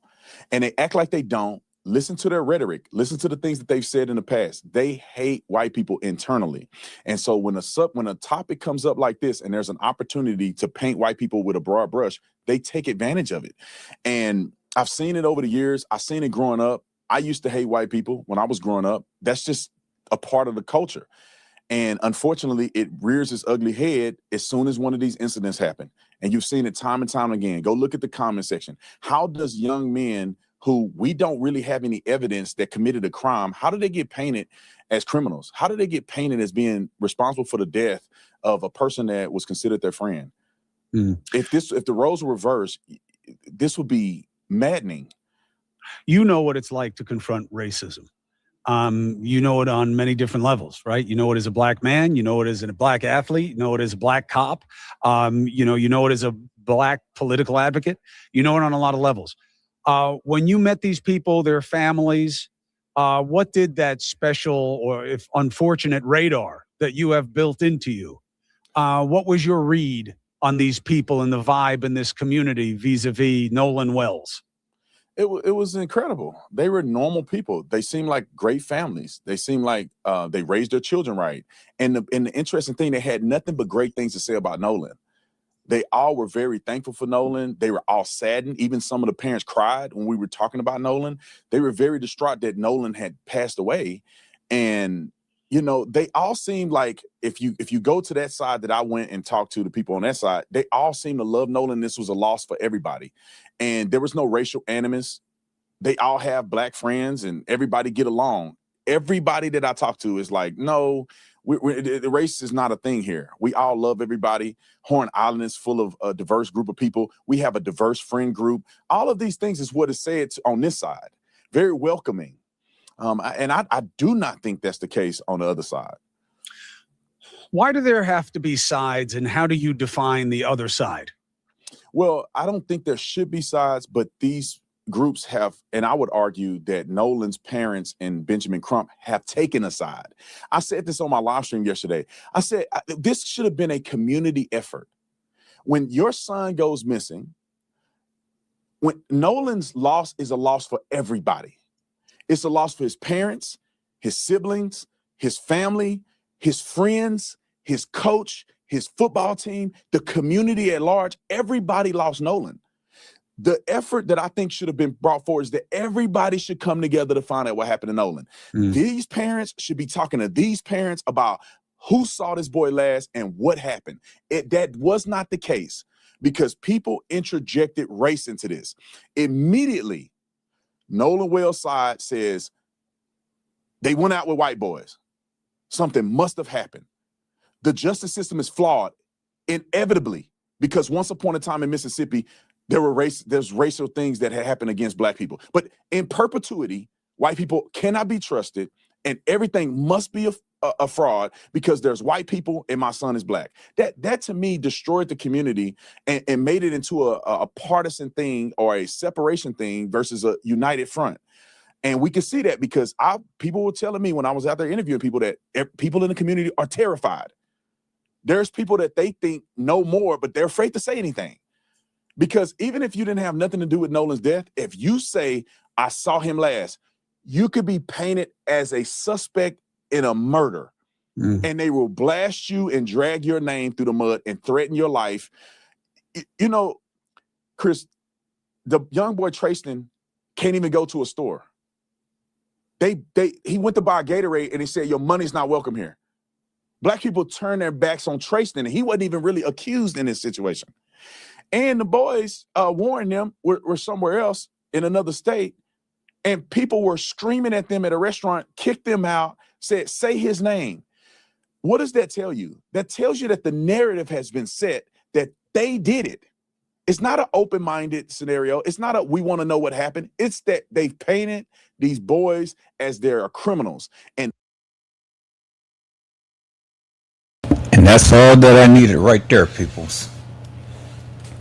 He went out and he interviewed people. And the reason why that these people are not coming forth because they can be a suspect in a murder investigation. Well, how could it be a murder investigation, peoples? Was it deemed a murder? See, you know, you got to listen attentively, peoples, when the people are talking, because they talk out the side of their head, but in essence, they talk about what they truly feel and believe. And I know what I heard. And I got what I needed right now. And I'm going to post this all up on TikTok because Officer Potato fucked up. He fucked up. And there's other things that I'm going to point out in that interview that he did with that kid when I posted the live on yesterday. I got so much more, people's, but this time I'm going to be a little bit more prepared in things, you know, with the segments that I'm going to be posting, because I'm going back over that segment that he had did with that interview with that young boy, because I haven't finished that. But I know when I was going back and listening to my live today, and I said, well, damn, he believes that it was a murder. Because he said, and you guys just heard him, he had interviewed the people out there. And the reason why the people don't want to come forth because they're going to be implicated in a murder investigation.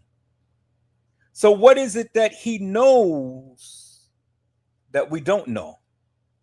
Well, he've already spilled the beans because all of this evidence is being given to the grand jury peoples. This is a murder investigation, whether you know it or not.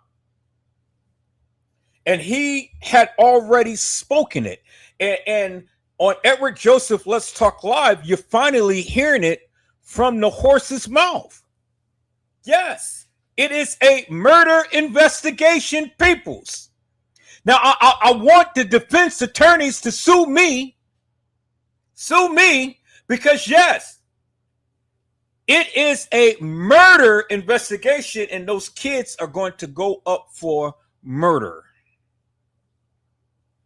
Did you hear what I said? I said those kids are going to go up for murder because they killed Nolan. We don't know exactly who did it, but if you are an accessory to the crime, well, you're going to get the time just like the person who actually did the crime. It ain't no way that he had the kind of contusions and things on his head from water, peoples. That boy was hit in the head with something. His body was taken to Washington face down. Face down. Did you hear what I said? Face down. It's a murder investigation, peoples. And he just said it. So I'm going to put this together because I'm going to get the clippings of the autopsy sketches along with his commentary, and I'm going to post it all up on YouTube, Facebook, Instagram, TikTok. Watch my work, peoples. And then I'm going to get this clipping of what this guy had just stated about murder. Got to get that clipping too. But see, peoples, that's what happens when you have an attentive ear. You go and you listen attentively and you take these things out of what the people are saying. And then you hold it against them to account because they said it. I didn't. See, I know what I'm saying. And I challenge the people to sue me. Defense attorney, sue me. That's why you guys are doing the GoFundMe thing, because your clients is going to be arrested pretty soon once the grand jury convenes on charges of murder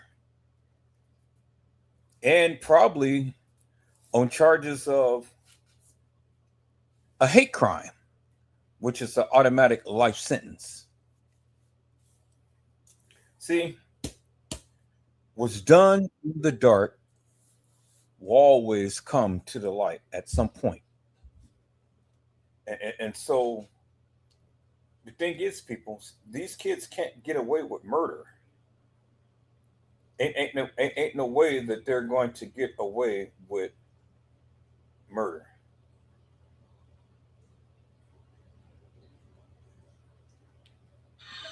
Do you understand what I'm saying?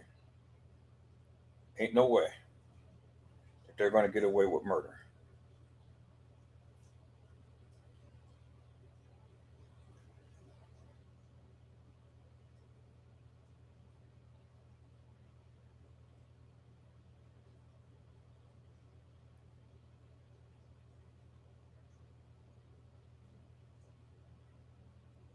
Boy, this guy just got beat.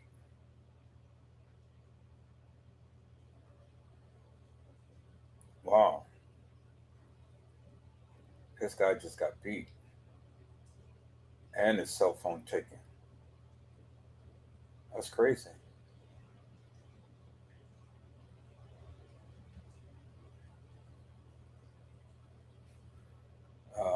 me capture this, and I'm gonna post it to my thing because I got a live that I gotta do, peoples. Got a live that I gotta do.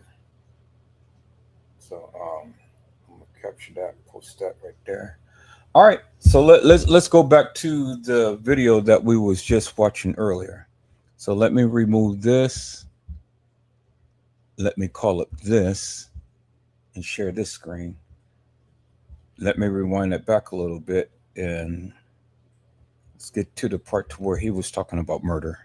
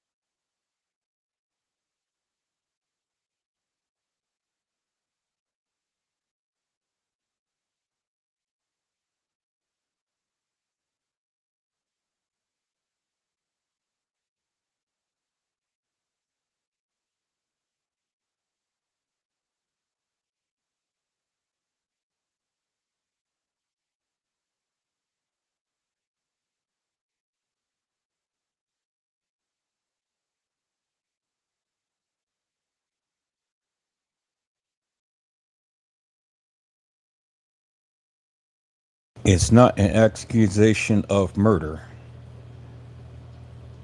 But Officer Tatum think it was a murder. So let me capture that little clip. So 14:16. So let me rewind it back just a little bit. Let me call this up and I'm going to screen record this and let me play it.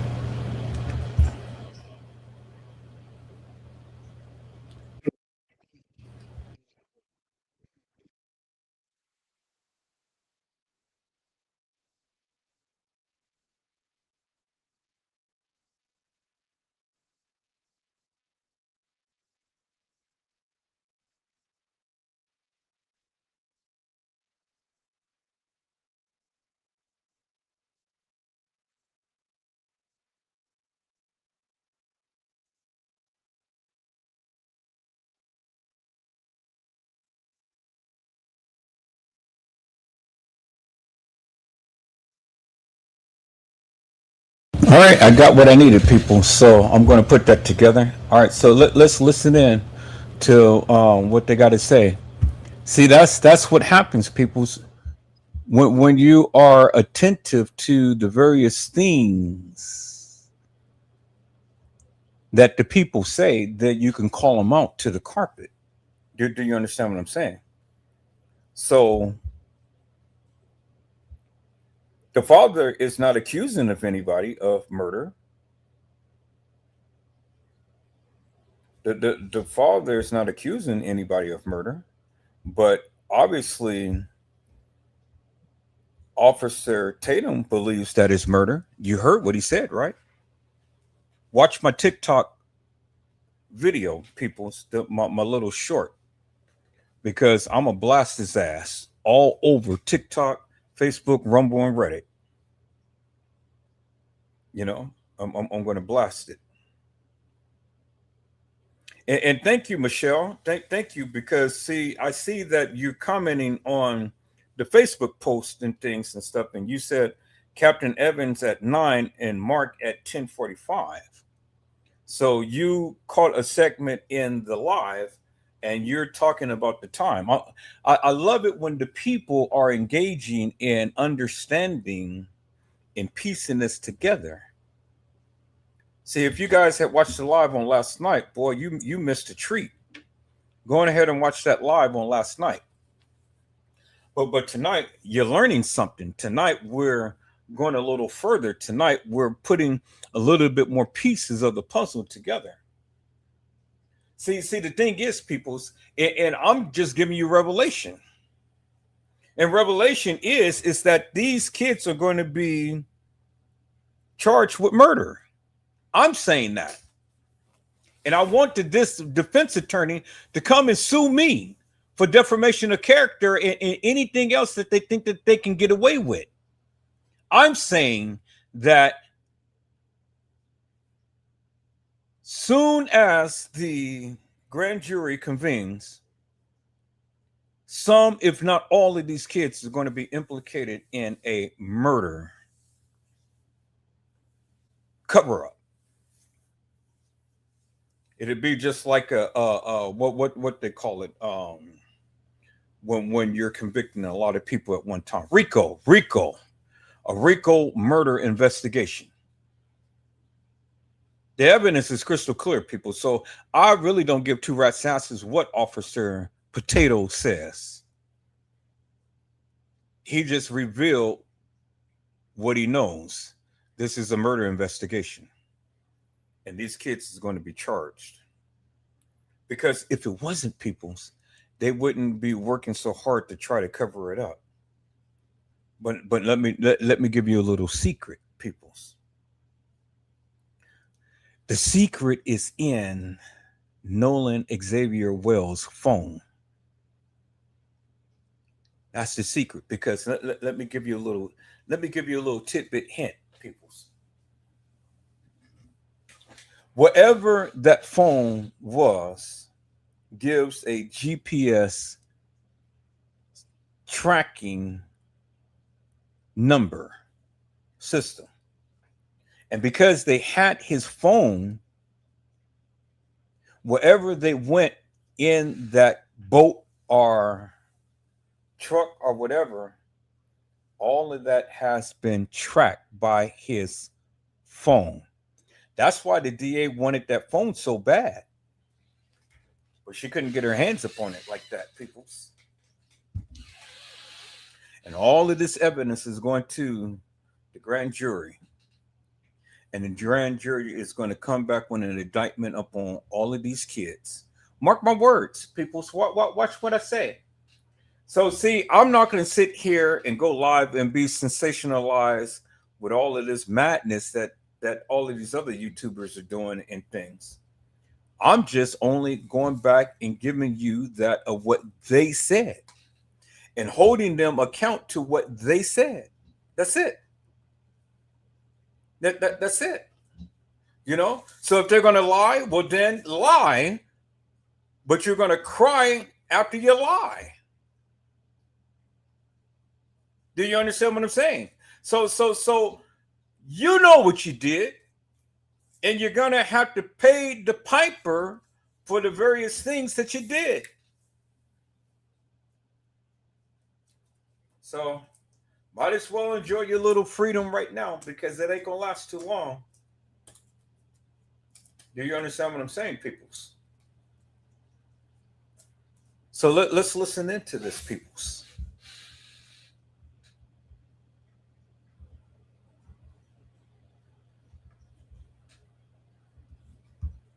That is the detail that nobody in the official investigation has explained. Attorney Crump raised it. The family raised it. According to Crump, Wells's friends took the teen's phone with them when they left Horn Island. Crump said when Wells's family got his phone back, messages had been deleted. Now, whether messages were deleted intentionally, whether they were deleted before the phone left the island or after, whether it was one person or multiple people who had access to that phone, none of that has been formally established by investigators. None of that is in a warrant or an affidavit that is publicly available right now. What is established is that the phone came back without Nolan, and that when the family got it back, something was gone. Investigators have specifically asked for original, unedited photos and videos taken on July 4th, particularly those depicting alleged altercations or containing images of or believed to include Nolan Wells. The word unedited. Investigators use the word unedited. They are asking specifically for original, unaltered footage. That tells you something. It tells you that investigators are at least aware that some of what exists may have been touched. The sheriff's office stressed that the investigation is ongoing and urged anyone who was on or near the northwest tip of Horn Island to come forward with photos or videos, particularly those depicting alleged altercations or containing images of or believed to include Nolan Wells.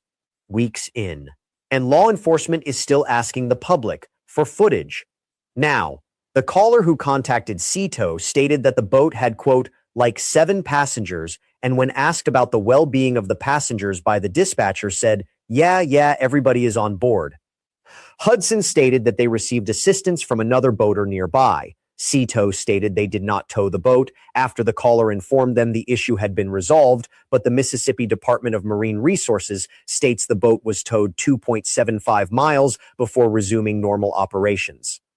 The caller said everybody is on board. Nolan was not on board. Now, to be precise here, we do not know when that call was made relative to when Nolan chose to stay behind. We do not know if the caller was referring specifically to their boat's original group or if the caller was making a general statement. Okay, so did you just hear what he said? He said that they don't have no absolute clue when the call was made. So when I challenged the content creator that I was talking to earlier, when she was saying, oh, well, the call was like about 3 something or 4 something when the call was made. Well, no, ma'am.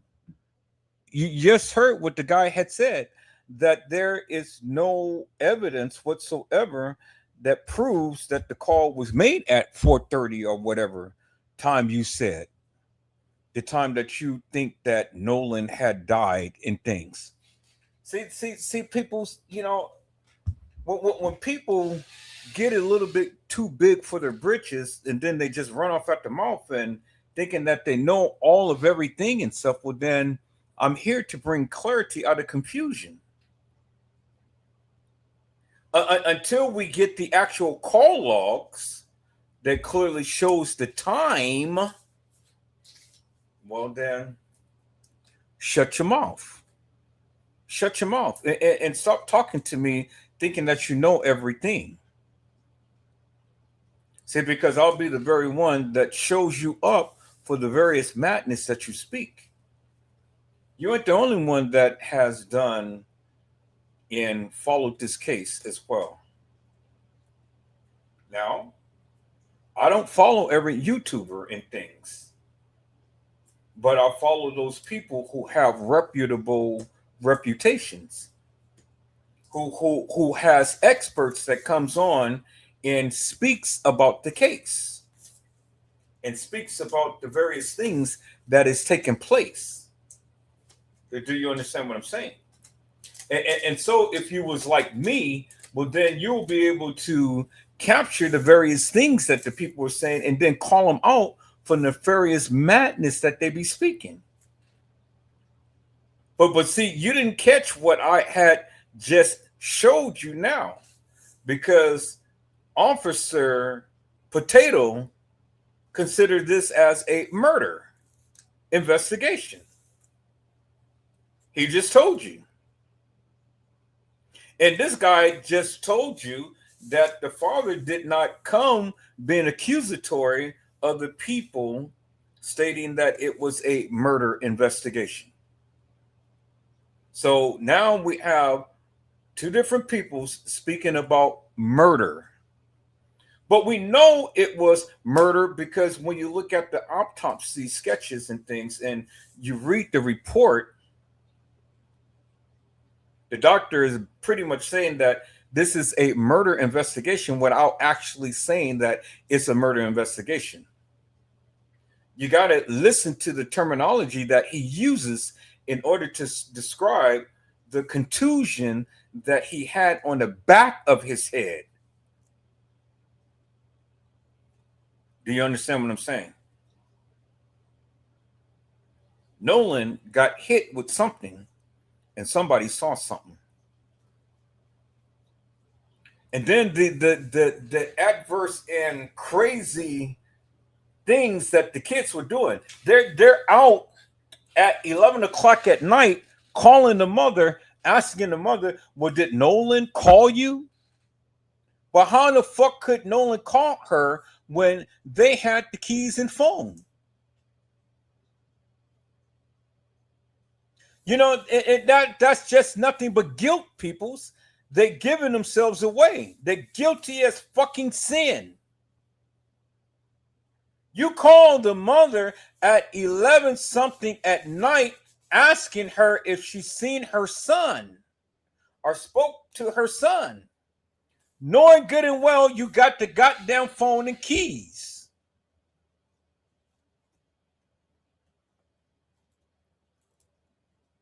See, people, it doesn't take a goddamn rocket scientist to figure out that this is some crazy shit that these kids is doing.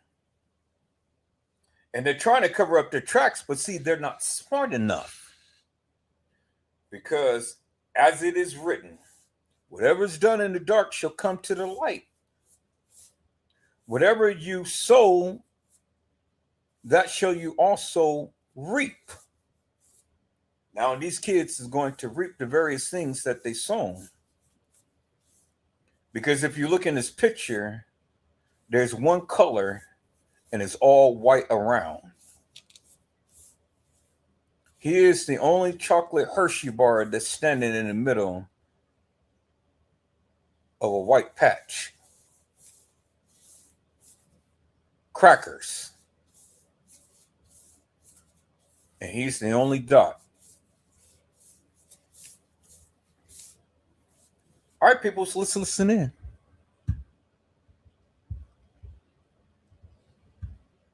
These are questions that investigators have and that nobody has answered publicly.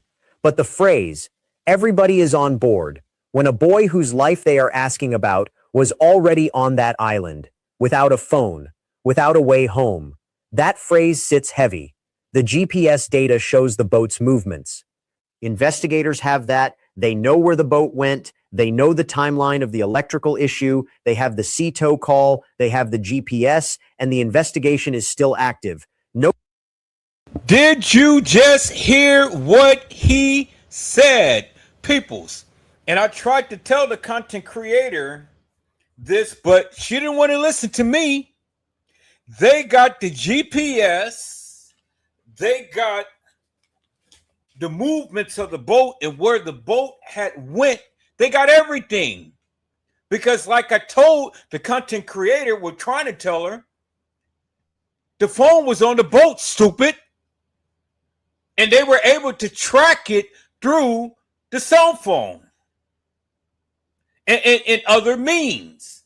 So they know exactly where the boat has been. Goddamn, you know, people are so goddamn more stupid than what they realize. All you got to do is just shut your goddamn mouth and listen. I've been trying to tell you, but you don't want to listen. That's people's problem. They all the time got their goddamn mouths open, but they never want to listen.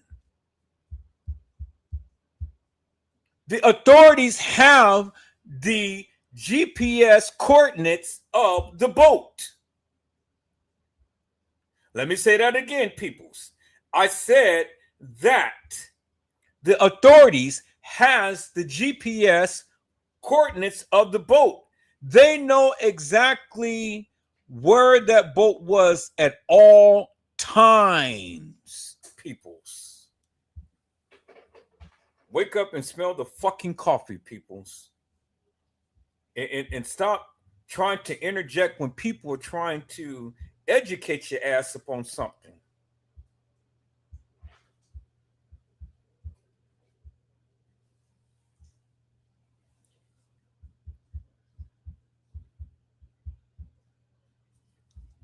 Let me rewind that so you can hear it again, peoples.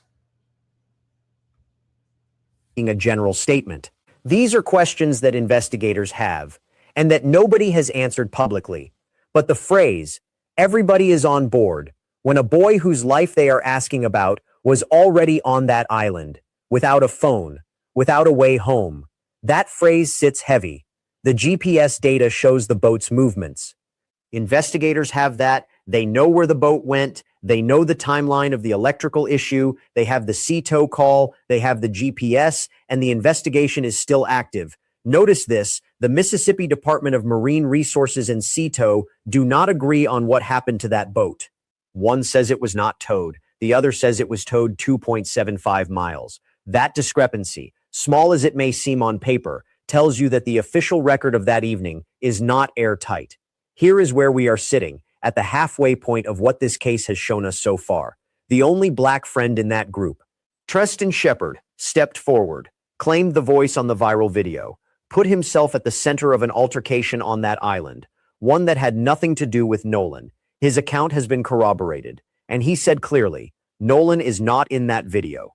Javon Williams, also black, also loved Nolan, agrees the voice is not Nolan's, but also says it was not like Nolan to separate from his own people. The girl Nolan allegedly stayed behind for, said he came back to the boat.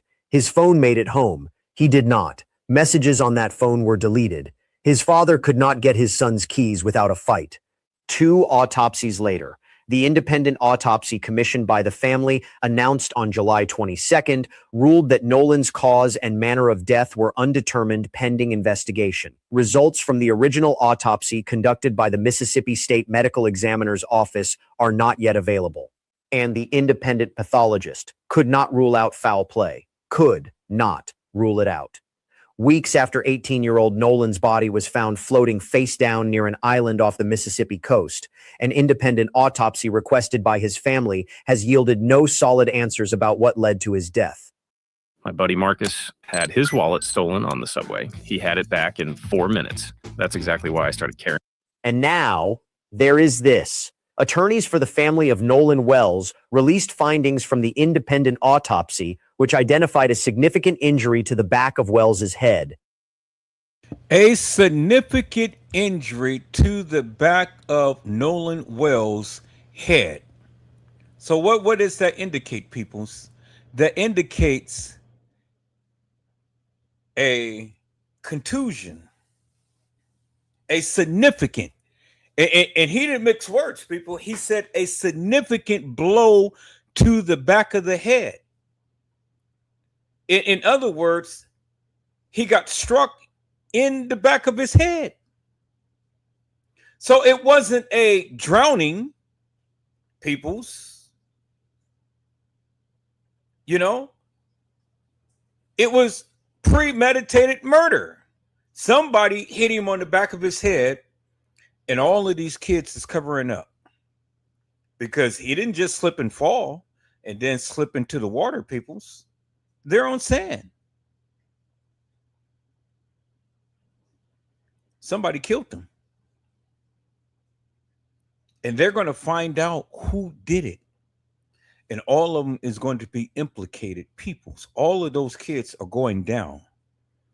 That's why when the operator had asked the boy how many souls was on board, how many people that was breathing.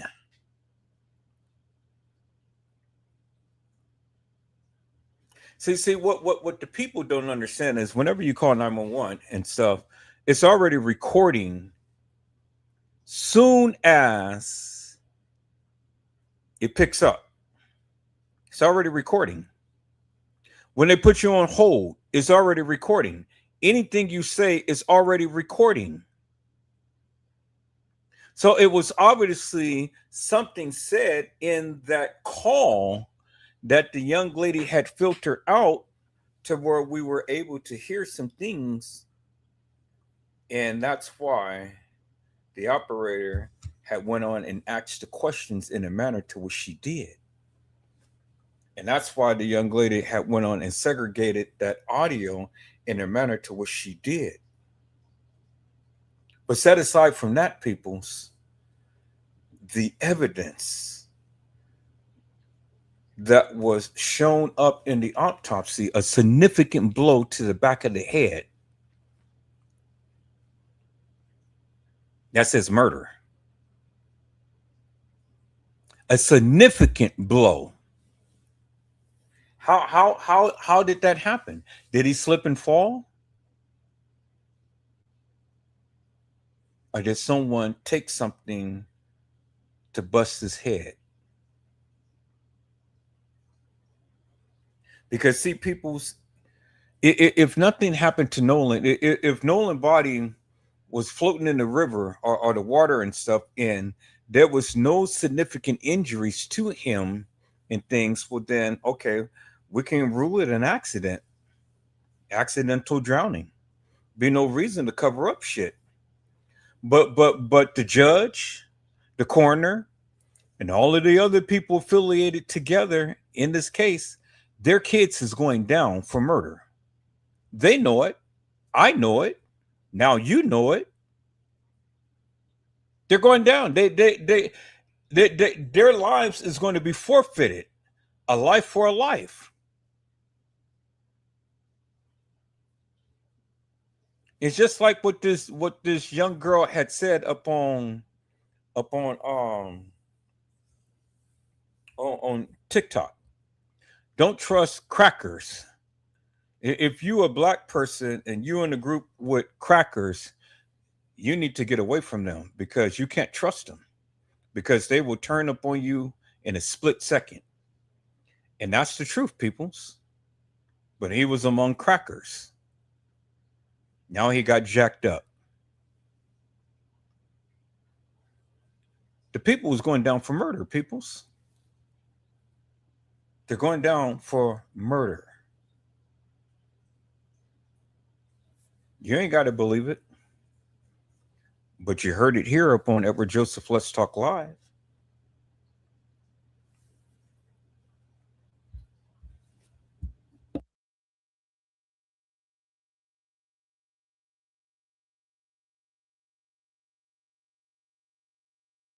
Ruled that Nolan's cause and manner of death were undetermined pending investigation. Results from the original autopsy conducted by the Mississippi State Medical Examiner's Office are not yet available. And the independent pathologist could not rule out foul play. Could not rule it out. Weeks after 18-year-old Nolan's body was found floating face down near an island off the Mississippi coast, an independent autopsy requested by his family has yielded no solid answers about what led to his death. And now, there is this. Attorneys for the family of Nolan Wells released findings from the independent autopsy, which identified a significant injury to the back of Wells's head. A significant injury to the back of his head. The state initially leaned toward drowning. Jackson County investigators initially said they suspect that Nolan drowned, but they are still searching for answers and continuing the investigation. The family has never accepted that. His father described him as an elite athlete who could swim, and so they are just not accepting that Nolan drowned accidentally, Crump said. Whether a significant head injury is consistent with a drowning, whether it occurred before or after he entered the water, whether it tells us about a fall, a wave, a collision, or something else entirely. Those are forensic questions, questions that the official state autopsy has not yet answered publicly. What we know right now is this. In any active investigation, many details remain under wraps, especially when the medical examiner has not yet determined the official cause and manner of death. In Wells's case, neither has been determined. Neither has been determined. We are going to take everything we have just laid out. And in the next part, we are going to sit with what an expert says this evidence picture actually means. Not what the internet is saying, not what any one side is arguing, what the evidence, as it exists right now, actually tells a forensic professional about the questions still open in this case. But before we get there, I need you to hold on to one thing. Tristan Shepard came forward. He cleared the video. He said the screaming, the anger, the chaos caught on camera. That was him. Not Nolan, and he said it publicly, at personal risk, knowing the internet had already decided the story. But here is what Shepard did not say. He did not say he saw Nolan get on a boat. He did not say he watched Nolan swim away safely. He did not say he knows what happened after that boat pulled off. He told the story he had, and the story he had ends with Nolan still on that island. So the question is not whether Shepard is telling the truth. The question is, what happened in the hours that nobody, not Shepard, not Williams, not any of the 300 people on that island, has been able to account for? We will be right back with that answer, or at least as close to one as the evidence will take us. Now, let's bring in the expert voice, because up to this point, everything we have discussed is what the evidence looks like on the surface. The phone, the video, the contradiction about the girl, the head injury, the boat call, all of that is visible. All of that is documented, but what does it mean? What does it actually mean when a forensic pathologist opens a body? And the throat is not there. The independent autopsy was performed by Dr. Roger Mitchell, a board-certified forensic pathologist, and the president of the National Medical Association, the oldest and largest organization of Black physicians in the United States. That matters, not as a political statement, as context. The family made a deliberate choice. They did not want someone with ties to Mississippi law enforcement. Crump said the family had Wells's body flown from Mississippi to Washington, D.C. because his family wanted to make sure they had a doctor with no ties to Mississippi law enforcement to perform the examination. So Dr. Mitchell receives the body, and he finds two things that stop everything cold. During a posterior head and neck dissection, Dr. Mitchell found a 12 by 8-inch focal area of red discoloration in the deep soft tissue overlaying the occipital bone, the back of the skull. He reported that the cause of that finding was unclear. There were no lacerations of the overlaying skin, no fractures of the underlying skull. Think about what that means. The discoloration is not on the surface. It is in the deep soft tissue, underneath the skin, which means it is not a scrape. It is not a sunburn. It is not something that happens on the outside. It is something that happened inside the tissue, at the back of his head. Which clearly says that he was struck in the back of the head. Peoples, it doesn't take a freaking rocket scientist to understand that that means murder. You don't get that type of significant injury in one's skull by laying his head down on the pillow. Do you understand what I'm saying, peoples? You don't get that type of injury by laying on the pillow. So this is one of the reasons why all of the kids are nervous and everybody is being mum's the word and giving all of these conflicting statements and things. Because see, the thing is, they are an accessory to the crime. And for the murderer, they can be charged for murder as well, being an accessory to the crime. And then, by that being on federal grounds, well, then that just ramped things up just a little bit, peoples. So, you guys still think that he drowned? Because the people thought at one point that he drowned. But now, since you know that there are significant injuries to the back of his head, that changes his whole perspective, right? And that changes the way that you looking at this particular case. And because of the contusion in the back of his head, that's already letting you know, people, that this case is about to turn in a manner to which few expected it to. So when you think that it's not a murder investigation, well, blame Officer Potato, because he lets you know that this is a murder investigation. He let it slip. And Edward Joseph caught it. And calling his ass out for the nefarious madness that he's been speaking, peoples. Oh yeah, I'm up on it. I'm up on it, peoples. You know, and you're only going to get this kind of juicy from this channel, because I am analytical and I am meticulous. And I've always told you, peoples, in order to learn, you got to learn to listen, and you got to listen to learn, and stop yapping at the mouth and thinking that you know every goddamn thing about this case when you don't. Because you'll learn something if you listen and stop interjecting when people are trying to explain some things. Let's go.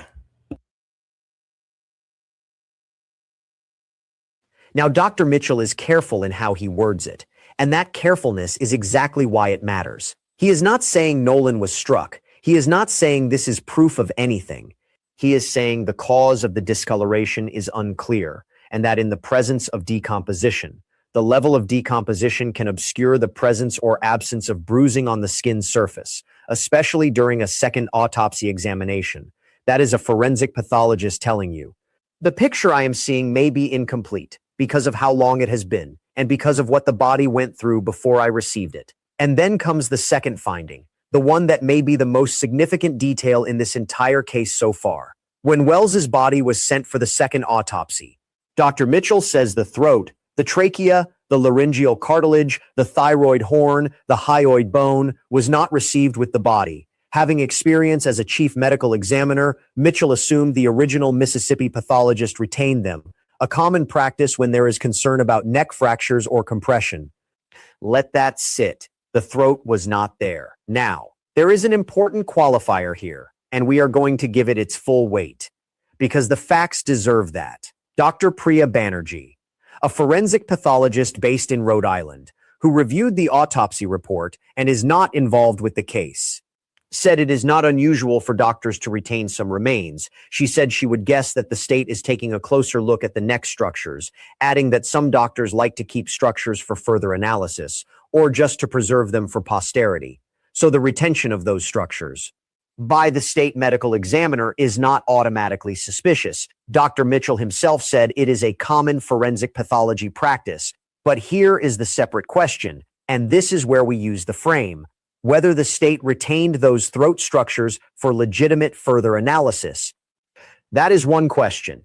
Whether the family's independent pathologist should have had access to them before being asked to issue findings, that is a completely different question. And right now, only one of those has been answered. In the autopsy report presented by Crump, Mitchell noted that parts of Wells' throat were not in his body when it was received for review. Therefore, this pathologist cannot rule out injury to the neck as a contributor or a cause of death. Cannot rule it out. The investigation will help determine whether Wells was alive when entering the water, why he entered it, and why he could not get out. That is where witness accounts, scene reconstruction, physical and digital evidence, and other investigative findings come into play. An autopsy alone rarely provides every answer. The strongest forensic conclusions come from integrating the medical findings with the investigative evidence. That is a forensic expert telling you. The autopsy is not the whole story. It is one piece, and the other pieces, the phone, the witnesses, the GPS, the CTO call, those pieces have to be read alongside the medical findings before anyone can say with confidence what happened on that island. Notice this. The state autopsy has been completed, but it has not been released publicly. The Mississippi State Medical Examiner has completed the official autopsy, but the findings will not be released publicly. Instead, they will be submitted directly to a Jackson County grand jury, along with other investigative evidence. So the official findings, the state's version of what happened to Nolan's body, are going directly to a grand jury, without a public press conference, without a release to the family, without Dr. Mitchell being able to review them before he issued his own preliminary findings. Crump said that Dr. Mitchell believed the proper venue to interpret the results of the toxicology report would be before a grand jury. We would hope that the district attorney would present Dr. Mitchell before the grand jury as well. We want all relevant information to be heard by the grand jury, Crump said. That is a request, not a guarantee. And here is something the family did together to push back. And it tells you how seriously they are taking the digital evidence specifically. Wells's parents and their attorneys met with Jackson County District Attorney Angel Myers-McElrath on July 15th. They said they did not learn of new information about the investigation, but agreed to have a mutual inspection of Wells's cell phone done by experts from each party. A mutual inspection, both sides, looking at the same phone, at the same time, with their own experts present. That does not happen casually. That is a legal move. That is the family saying, we want to be in the room when you look at that device, and we want our own expert there to see exactly what you see. Now, let's talk about what else Crump's legal team has set in motion, because this is where the investigation is building, not closing, building. Civil rights attorney Ben Crump said his legal team continues to pursue its own investigation. He said forensic audio specialists are reviewing the complete sea-tow emergency call from July 4th, while ocean engineering experts are examining how Wells's body ultimately came to be recovered near the northwestern tip of Horn Island. Ocean engineering experts. Think about what that means. The family is not just asking who did what on that island. They are asking, given the currents, given the geography, given where that body was found, does the official explanation of what happened make scientific sense? Does the water tell a story that matches the one being offered? Others say the currents near Horn Island can be notoriously rough, with the local coroner saying his office has received numerous drowning victims from Mississippi's barrier islands in recent years. That is real. That is documented. The currents are genuinely dangerous near Horn Island. The group's vice president told CNN he spoke to several people who were at Horn Island on July 4th and described the beach as being packed with boats and people, some of whom had been drinking alcohol. If someone had fallen into the water, Brian Trasher said. Strong rip currents that day may have posed a risk, but notice what that does not answer. It does not explain the phone. It does not explain the keys. It does not explain the deleted messages. It does not explain why the girl said he came back to the boat.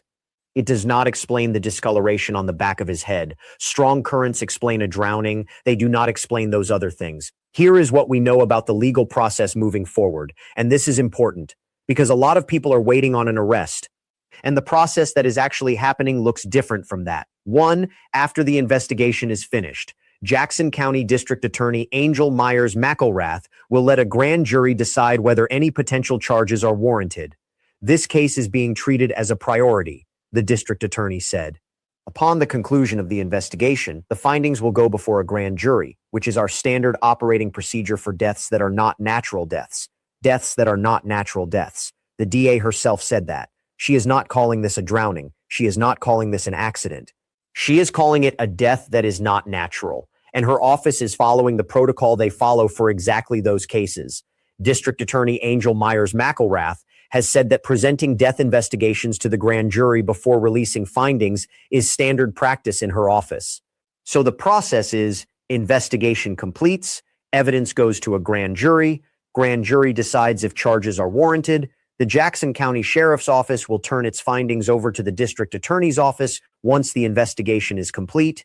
The case will then be presented to a grand jury, which is standard practice for unnatural deaths in the county. Unnatural death, which basically saying that the boy didn't die naturally by natural causes. They ruled out drowning. So what other conclusion can you come up with, peoples? What conclusion can you come up with? I mean, they've already given you all of the answers to any question that you are thinking of. The guy has significant bruising to the skull, the inner tissues in his cranium.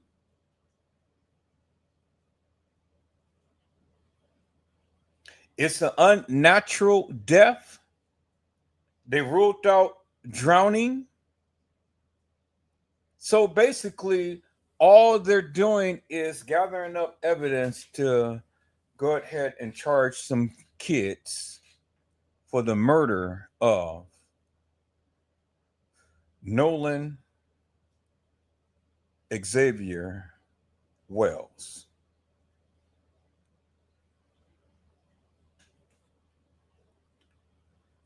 Now, Edward Joseph is telling you that this is a murder investigation. Mr. Officer Potato told you that it was a murder investigation. But the father didn't want to accuse the kids of a murder investigation. But all the while, peoples, this is a murder investigation. Let's go. It is up to the grand jury to decide whether criminal charges should be filed. No charges have been filed. No one has been named as a suspect. No arrests have been made.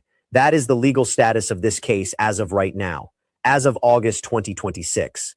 As of August 2nd, 2026, authorities did not suspect foul play in Wells's death, but the family does not accept that, and the autopsy does not support a clean conclusion in either direction, and the grand jury process has not concluded. What the family wants is not a predetermined verdict. Let's be very clear about that.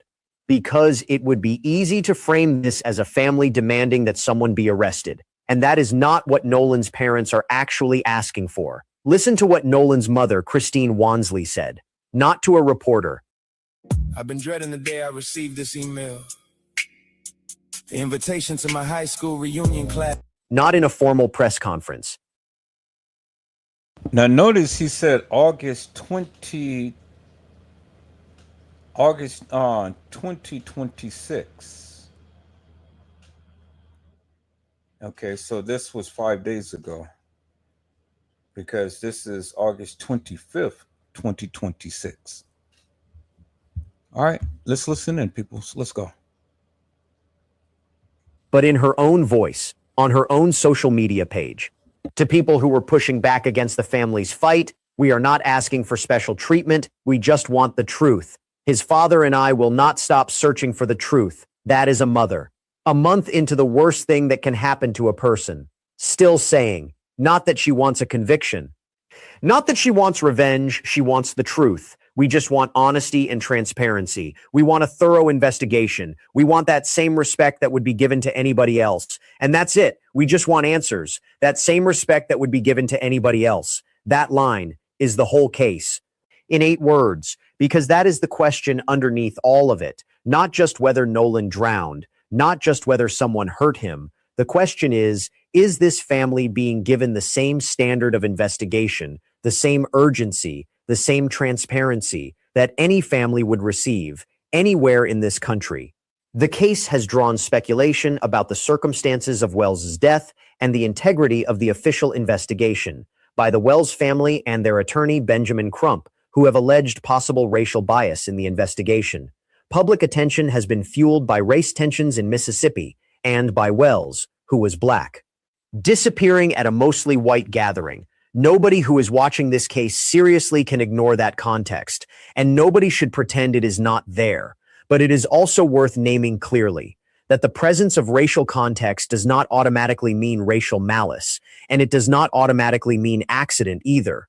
It means this case must be examined with the same rigor, every time, by every institution involved, without exception. Now, about Nolan's father, Elmore Wansley. A man who has stood in front of cameras, held himself together, asked questions, pushed back on narratives, while carrying something no parent should ever have to carry. Our son should be in college right now, Elmore Wansley said. We should be receiving phone calls from him. But we can't. We just want the truth, Elmore said. We just want someone to be brave enough to stand up and give us the truth. Someone to be brave enough. That is the ask, not a verdict, not revenge. Bravery. The bravery to stand up and say what happened. If you go with 5, come back with 5. Elmore Wansley told GMA he knew to stay with his group. So why would he split from his group? I don't know. A father who taught his son the rules of the world and is now standing in the aftermath, asking why his son followed every rule he was given and still did not come home. Wells was set to return to Southwest Mississippi Community College this fall as a wide receiver on the football team. He was a month away from turning 19 years old. He was a month away from turning 19. He had a football season ahead of him. He had a team, he had a jersey, he had a mother who called him her sunshine, and a father who told him to stay with his group because he knew the world and he wanted his son to be safe in it. Christine remembered her son as gentle, loving, and able to make people around him feel welcomed and valued. She told mourners at his July 20 funeral that the family would continue fighting for answers, writing to her growing social audience in the days after he went missing. Christine Wansley said, "The family has so many questions, so many questions. Here is where this case stands today. The state autopsy, complete, not publicly released, going to a grand jury. The independent autopsy, undetermined, a significant injury to the back of the head, The throat structures, not received. Neck injury, cannot be ruled out. The phone, returned without Nolan. Messages deleted. A mutual forensic inspection, agreed upon.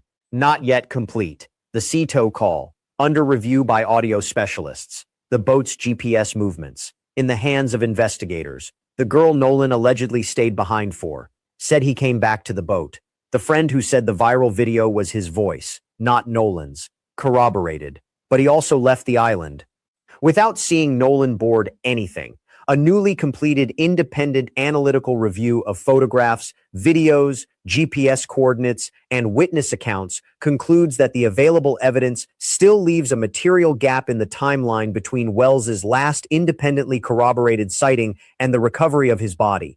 A material gap, that phrase, from an independent analytical review, is the most important phrase in this entire case right now. Not a gap filled with a theory, not a gap filled with suspicion, a gap filled with nothing, a documented, verified, material gap.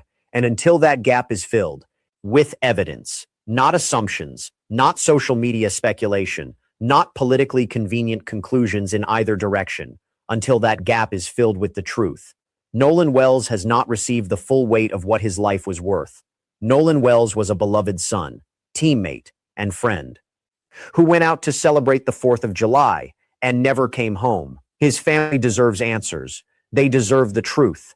Now that you have heard about the missing throat, the red discoloration at the back of his head, the deleted messages, the phone that came home without him, and the girl who says he came back to the boat, what stands out to you most? Tell me in the comments, because this case is not over, not by a long way. We will keep following this, every update, every hearing, every grand jury development, until there are real answers for Nolan.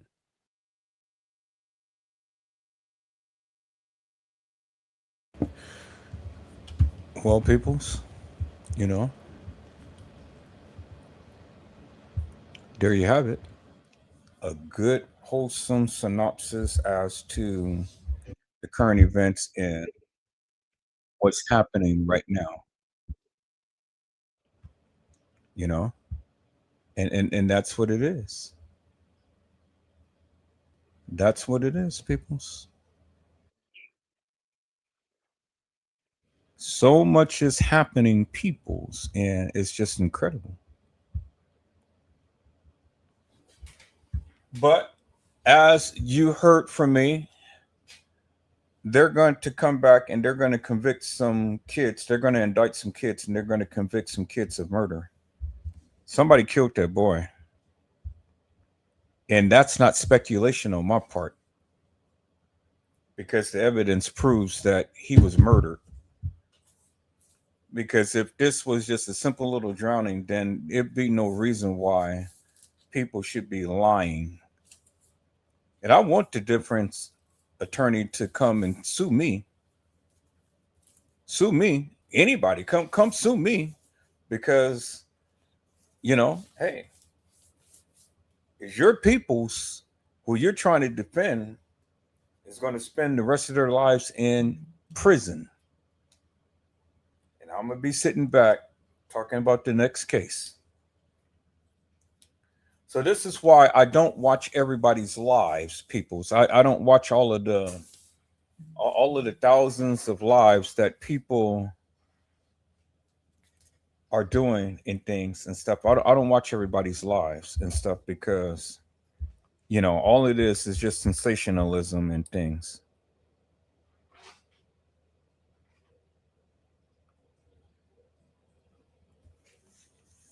But you got an ear full, you got an eye full, and you got a mind full. So you guys come back again, people. So I'll be back. It's late right now. I'm going to get off of here.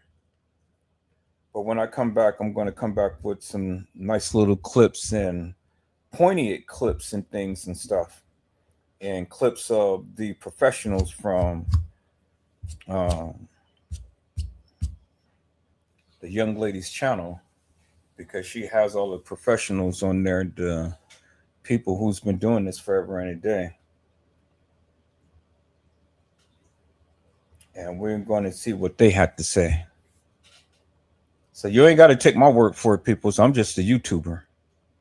I'm just a person that just analyzes that of what the people say, break it down, and then throw it back in their face. That's it. That's all. But you decide, peoples.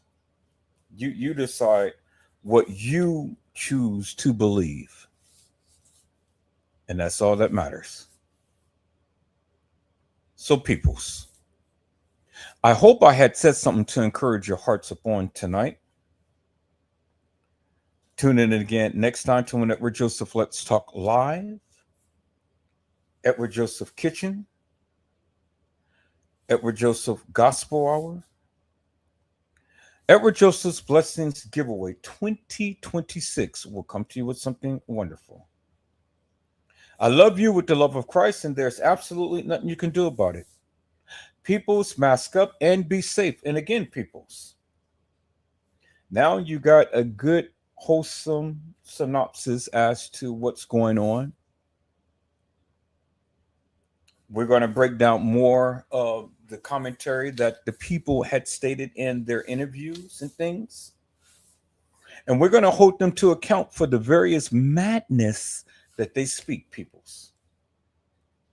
Until then, you guys be blessed and get your rest. And if the good Lord says the same, I will see you soon.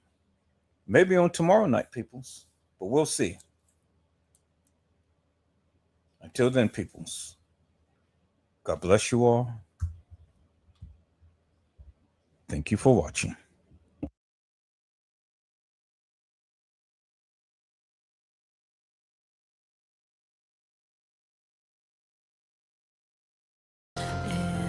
Nobody does it better. Sometimes I wish